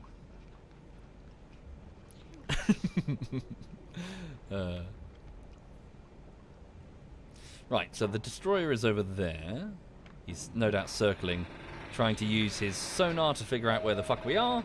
But again, we're so low, we're so deep that it's like, oh fuck, it's just a swamp of returns right about now. How many torpedoes does the submarine have? If I remember correctly, is it 11 for the Type 7? Hang on, I'll look it up. Sorry. Type 7 submarine. The Type 7 submarine carried a total of, so armament. No, more than 5. Oh, 14. Sorry, so 14 torpedoes. Okay. Or 39 mines, or 26 TMA. What's that mean? Sorry. Oh, it's a different type of mine. Okay. So 14. That's not a lot. 14 torpedoes for your entire voyage? So, you know, assume that you got to use multiple torpedoes per ship. That's not a large number of torpedoes. For this reason, the Kriegsmarine had a bunch of what did they call them? Sorry, weren't they like some sort of like analogy to piglets or something, wasn't it? They basically had these enormous resupply U-boats. Milk cows, that was it, sorry, milk cows. Sorry, I thought like sows or something. Yeah, they would have submarines that would exist purely to resupply other submarines with large, like sometimes dragging enormous containers, underwater containers of things like fuel and torpedoes and stuff. So yes, replenishment tenders, yes. And the purpose was obviously so that they could intercept U-boats out in the Atlantic and give them food and supplies and all that jazz. Sorry, we're pushing the battery a bit hard. Ahead slow. Yeah, we need to be a bit careful. At least we're about to get the cover of night, which is nice. Oh, there we go. I can hear over cranking propellers there, so someone's coming in for a torpedo run. I'm guessing probably that way. Oh, it sounds like they're going overhead.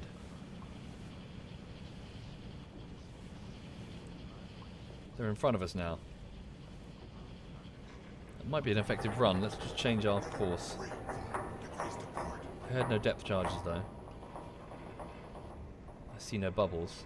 Oh no, wait, no, they are dropping. Okay. Yeah, that does look effective. Let's change our course and pick up speed. Ahead standard. Head standard, change course. So yeah, they're trying to nail us.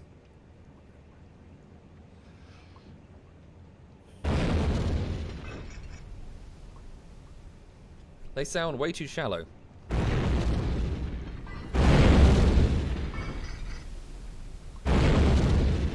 Current speed 2 knots.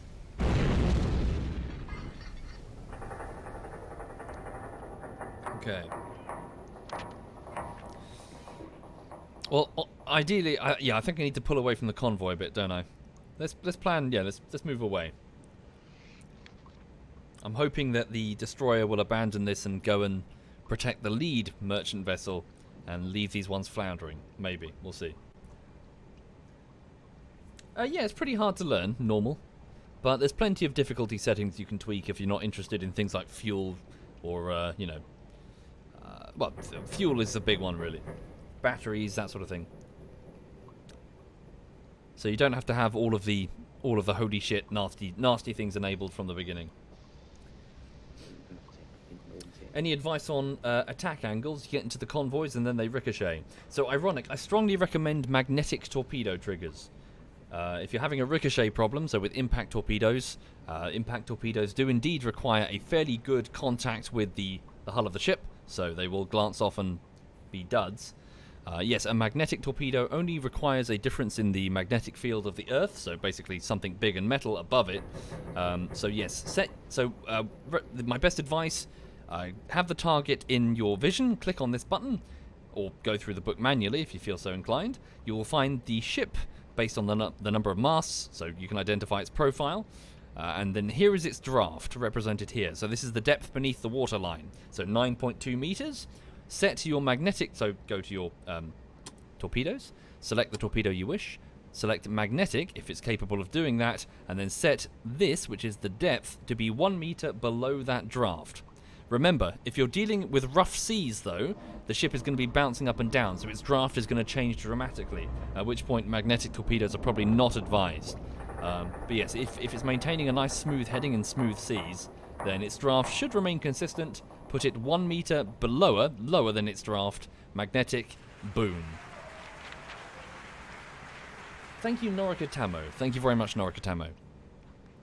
Also consider that you probably need fewer torpedoes if you're dealing with magnetic triggers, because the torpedo will detonate beneath the hull of the ship, effectively trapping the explosive, the hydrostatic shock between the hull of the ship and the ocean, and in many cases lifting it up, physically lifting the ship up, which basically breaks its spine. I believe that was in fact the term they used. So, inflicting enormous damage to the superstructure of a vessel, often fatal damage, by just completely undoing the welds of all of the fucking ship's, fucking superstructure. Yeah, good luck trying to stop those leaks. Indeed, magnetic torpedoes were cutting edge, Reddit, and there are there's a vast amount of information to do with teething problems with getting magnetic torpedoes working. The most infamous in the world at the time was the American torpedo, the American magnetic torpedo. For some reason, they were weirdly cagey about it as well. They behaved as if it was some extremely secret technology when it came to hiding all the technical details and using code names and stuff. Every other navy was using magnetic torpedoes at the time, so it was kind of odd. But yes, the American magnetic torpedoes were very just incredibly finicky. Hell, the German ones were as well. During their entire, their Baltic campaign, probably bring up the numbers exactly, but they fired so many torpedoes and none of them worked. Why?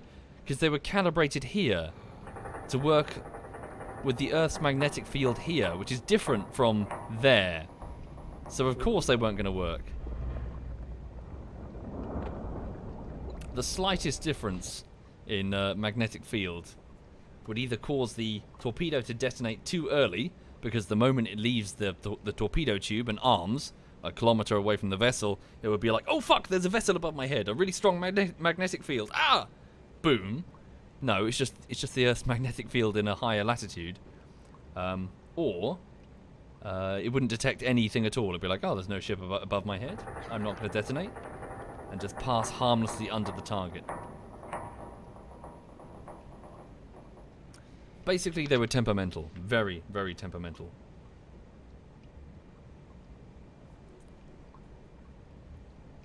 What was the article? It was more than an article. It was like an entire report I was reading, talking about the Kriegsmarine magnetic torpedo problem.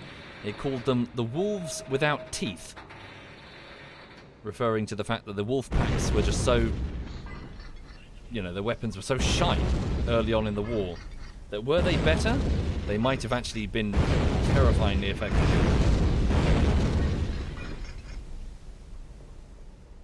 Okay.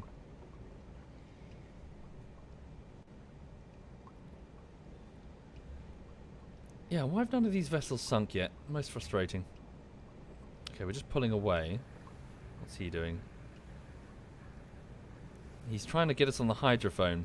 So let's really reduce our speed then. If he's not using his ASDIC, because we're too low for it, go down to an incredibly slow speed, 1 knot. Maintain this heading at 154.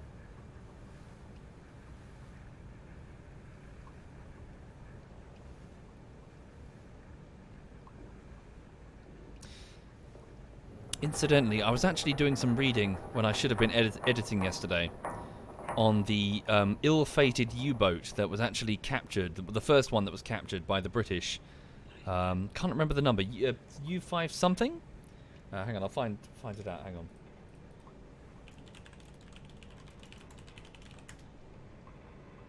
So it was it U110? Operation Primrose. Yes, this was it. So it was a U-boat that was captured by the Royal Navy on the 9th of May 1941. So that was it was the film was it U571, the American film? Basically, a team of commandos managed to storm and capture it, and capture an Enigma machine. But before that, it was a bit sad, really. I was reading about the career of its captain. So they had a captain before then who, so far, he's the only officer, the only naval officer who's committed suicide on duty. And he did it through stress of being inside a U-boat and also through extremely bad morale. What happened is that the U-boat went out on several patrols and they got attacked many times by destroyers and spent many horrendous sessions doing what we're doing now, which is getting depth charged. So that's a lot of stress on the men. But apparently every time they went back to the submarine pens, they had an enormous number of mechanical problems owing to sabotage by French resistance members in the dock workers. So things like bad welds, missing screws. At one point there was a hole that was found, quite literally deliberately drilled, into the side of their diesel tank. So not really stuff that they could control. But every time they went out on patrol, they wouldn't get as far as... Hang on. So they were based here, I think. They wouldn't get so far as here. They would get straight out here and have to return.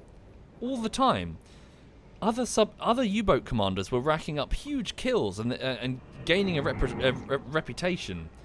But this poor U-boat commander, every time he went out, his ship would break and he'd come back. Eventually, he became a laughingstock in his U-boat pen.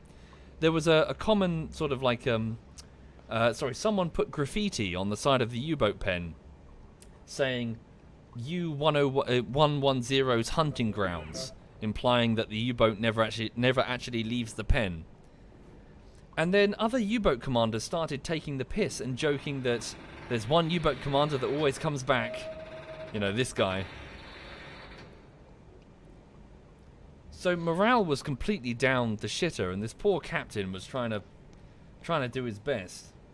But eventually, when they went back out there and things were finally looking up, they got pinned down by a destroyer. And they were getting continually depth charged. And apparently in front of his crew, the guy just couldn't take it, and it didn't specify how he killed himself. I'm guessing he shot himself. Yeah. Guy was just trying to do his duty. And the stress of it, just, you know. But the vessel was taken over by the first officer and returned back and then put under the command of a different captain. And then later on, so a year later, was the vessel that was effectively captured by British commandos. Sorry, I don't strictly know if they were commandos, but British, you know, the Royal Navy. Marines, maybe.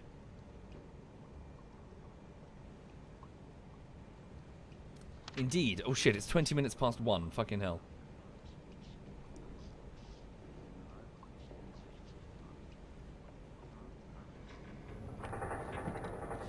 Yeah, indeed. Yeah, for all the horror of war, one should not sugarcoat the horror of war, but at the same time, not necessarily dehumanize the men and women on both sides, you know? They were just, for the most part, they were just doing their duty. So, imagine yourself in this situation. How terrifying it must have been. Right, so have we lost the destroyer? By the looks of things, the answer is yes, actually. So without his... Okay, he's actually bogging off. He's returning to the convoy. Right. So without his ASDIC, he was relying on the hydrophones, and we were travelling so slow that he just couldn't detect us. So let's see if we can come about, and under the cover of darkness, see if we can get any of those straggling ships, eh? I should totally be working right about now, but let's not talk about that. Come up to periscope depth. Periscope depth. 1/3. Ahead 1/3. Are we in silent running? Yeah, let's keep us in silent running.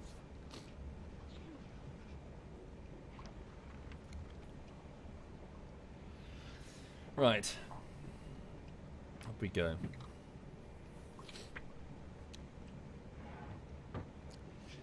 I can't stop seeing the Eye of Horus, like, fucking, in their communications pipes or whatever they are. There's a 40k thing, never mind. Up we go.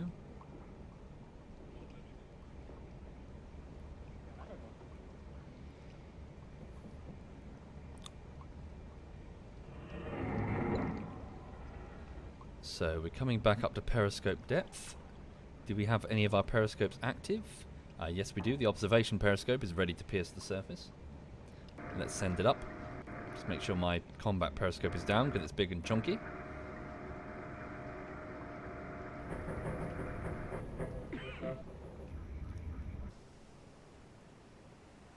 Okay. Yeah, I'm doing okay, Mac. I must admit, I'm a little bit frazzled. I really would like to finish this project. It happens at the end of every YouTube project that I edit. They just take so long, and if you'll forgive me, eventually I just kind of reach the point where it's like I'm desperate to do something else. I just want to start the next project. Anything. I will edit anything. It's just, you know, you stare at something for too long, and your brain is melting, and you're like, I'm done with this, but you're not done with it because there's so many fuck-ups that you've made, and you gotta fix them. Because otherwise people on YouTube will point them out forever. I gotta fix them. So yeah, I need to finish it. I'll take a few days off, I'll go fishing, relax for a bit, take a breather. Yeah. Just need to finish it, you know. Okay, so where is that convoy? What sort of distance are we talking now? So the destroyer has bogged off. I'm hoping he's properly bogged off all the way to the front. Right. So under the cover of darkness, we should probably actually... I mean, how much darkness will we have? Is that a full moon? Hang on. Where's all the light coming from? Okay, well, it's only the start of the evening. Yeah, start of night. Alright. I'm going to save it, come to the surface, push up the diesel engines and try and catch up. 1 minute. Because I really would like to try and sink these merchants. Okay. Even if I tried, though, 1 minute. So we really have to... Yeah, we got 2 reserves, but it's going to take days, a couple of days, to fish those... Well, better part of a day, I think, to fish those out of their reserves. Thank you, Riley. So, my point is we got the deck gun. Whoops, no, not maximum depth. 6 New. meters. Other way. Surface. New depth 0 meters. And a head full. Ahead full. Take us out silent running.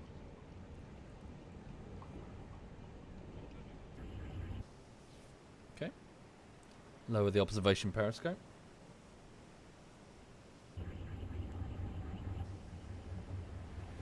Up comes the U-boat. And let's pursue.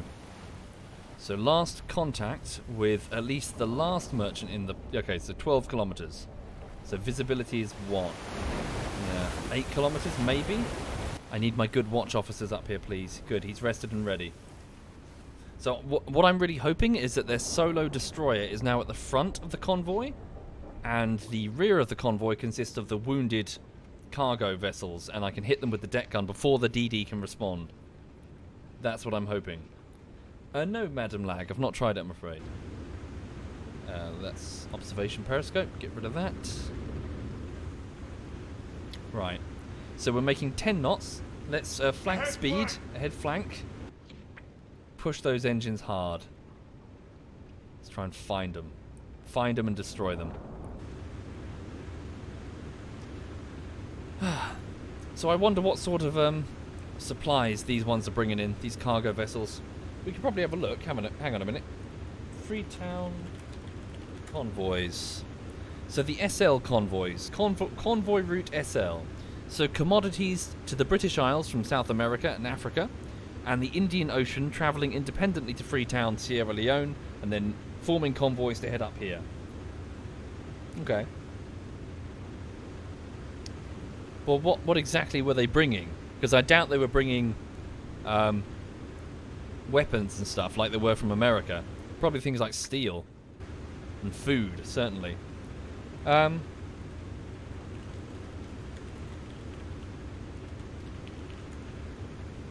So SL convoys.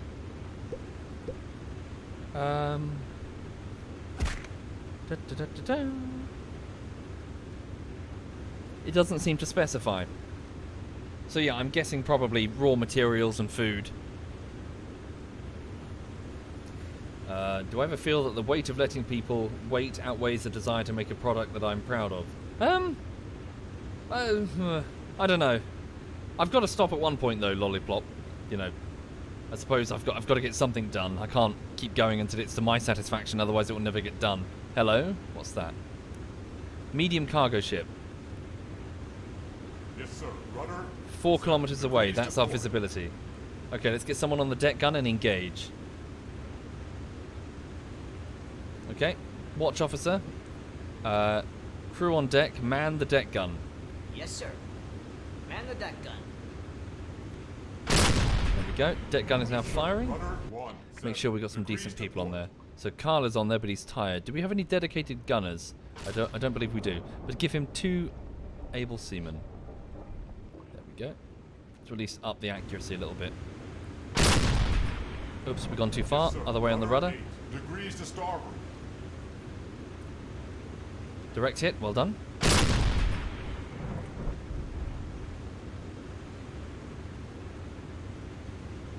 Another direct hit.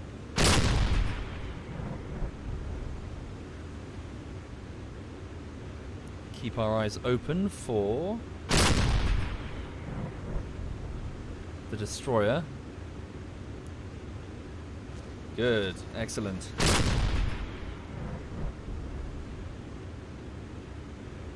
Done it again. Piss. Rudder 3 degrees Plot to a damn course. Straight towards it. And head standard. So this one's definitely floundering behind. So the rest of the convoy can't be that far ahead, I hope. What happened to that tiny little ship that we hit with a... Oh, hello. Did it fire that? 3.5 kilometers away.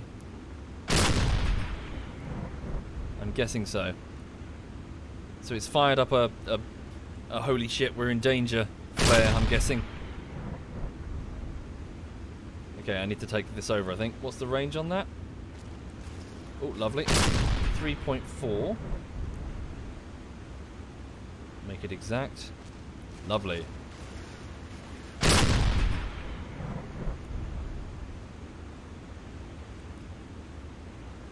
I take over and I miss immediately. Fine, you can do it.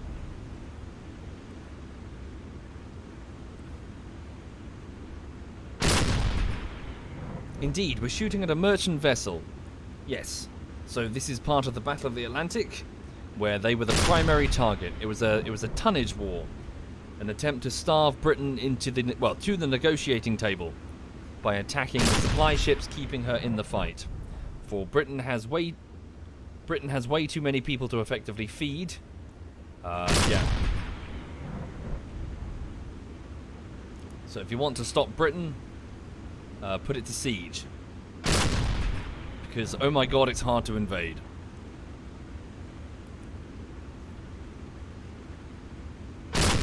Okay.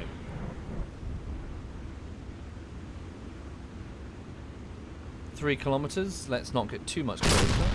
But why not? Just keep firing. Sink the fucker.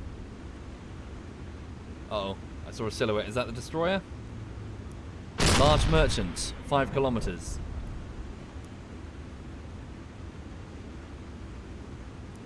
One minute. Fuck. Make sure I don't change the target for Carl.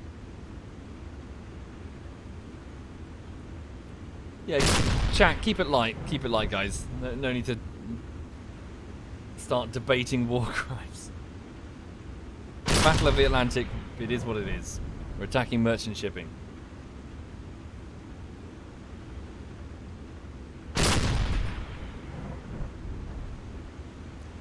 Alright. So what is the range exactly? 2.7 kilometers. Kill the engine. All stop. It could still have active guns. There we go. we've got to stay alert because that destroyer's probably come about. It's on its way straight towards us. Thank you, Crab Cake. Thank you very much, Crab Cake. There we go. So while we're here, we might as well send a radio report for both the contact report and the patrol report. Okay. There we go. Oh, direct hit on one of the cranes there. It just came down. Right. Just zoom ahead, see what's going on.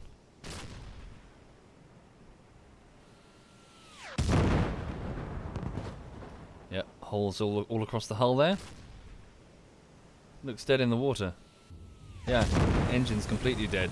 Crew must be abandoning ship. It's going down. Let's have a look and see what else is going on. What happened to that tiny little tramp steamer? The one that I hit with an enormous torpedo. Oh, holy shit, they're getting swamped. Brilliant. I don't get how that little one successfully made it. Unless it didn't, and it sunk, and it's just bugged, because it didn't register the kill. Yeah, bet it sank already. Yeah, maybe. Okay. Ahead standard.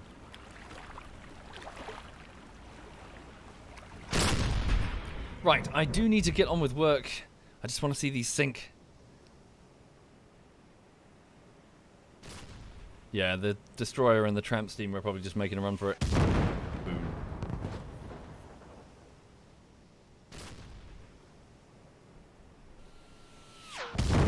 Oh, that was an excellent hit. Just below the waterline as well.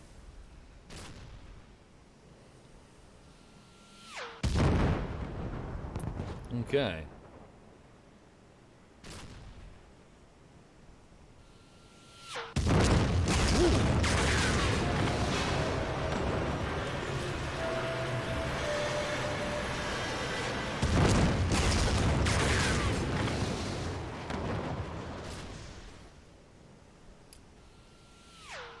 Okay, let's save some shells for the other vessel. Ahead full. Ahead full. Watch officer, order the deck gun to hold its Yes, fire. sir. Holding fire. Well done, Carl. I'm hoping that's enough shells to bring it down. Let's focus on the other large merchant. Let's go. Speed up the time. Keep officers of the watch. We don't want the DD to suddenly jump us. Surely it's going down now.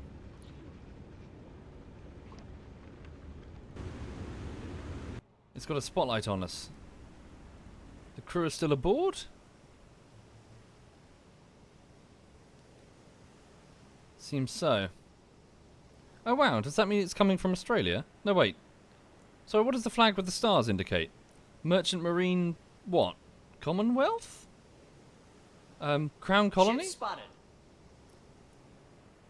I've not seen that before. New Zealand, Australia. Hang on. So merchant. It's the what's it called again? The ensign. Merchant ensign. Oh fuck! Warship spotted. Where? Maintain current orders. Is it Ship the spotted. destroyer? Yes, it is. It's speeding towards us. It's here to try and rescue its. Yeah. All right then.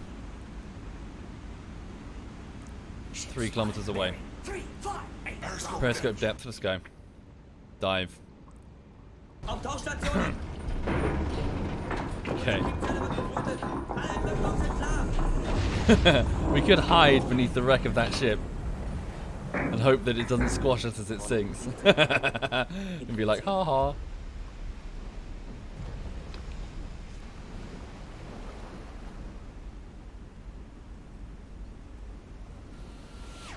Oh, they're shooting their main cannon at us there. Down we go. Ahead 1/3.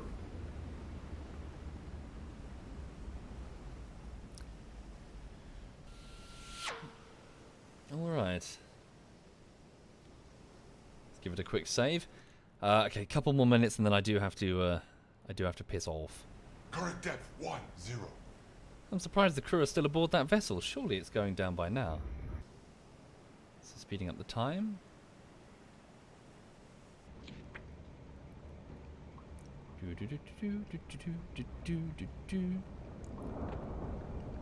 Okay.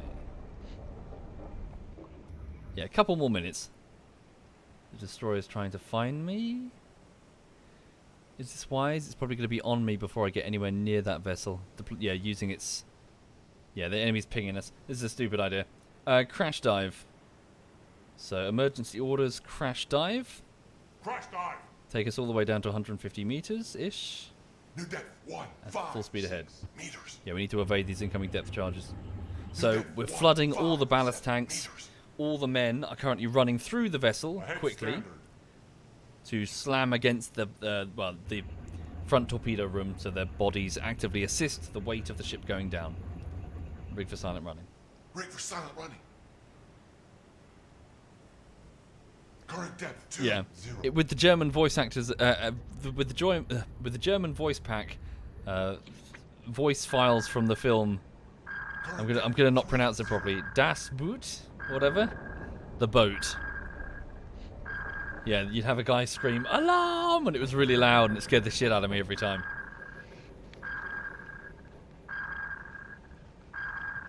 Current depth 40.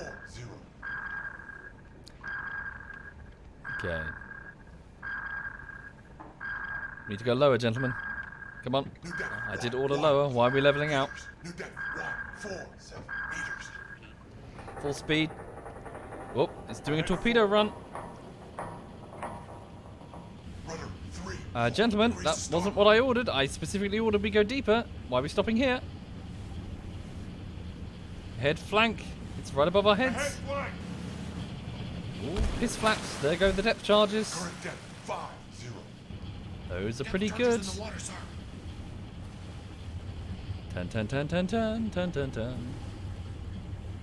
Current depth 60. No, it should be alright. Yep.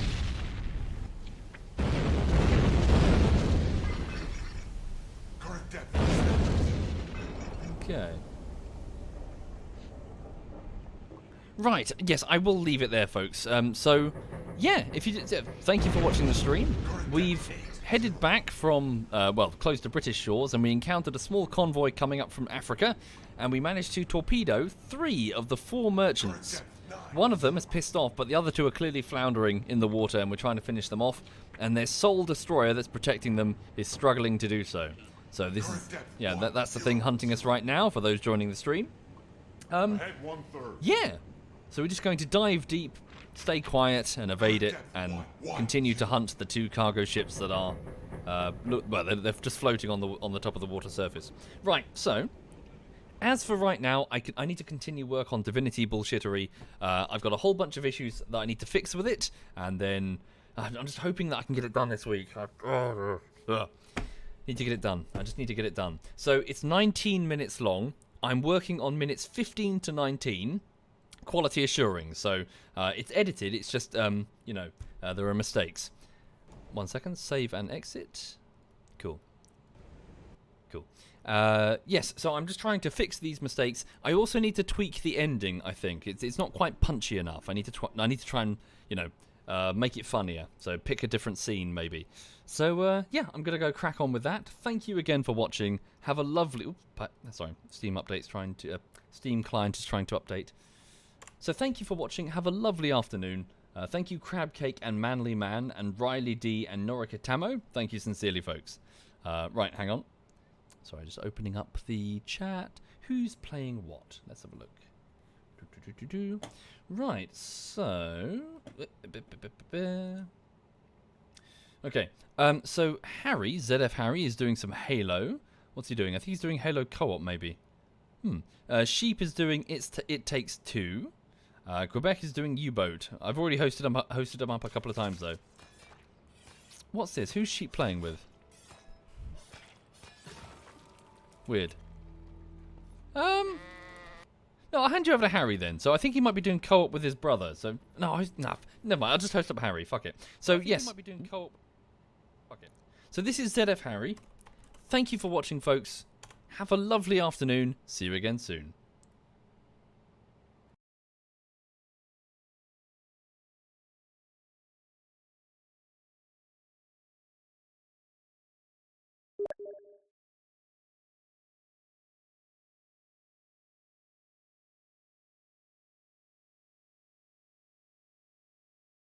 How do we blow? That barrier, Chief. Power supply should be inside the tunnel. So wait, do I just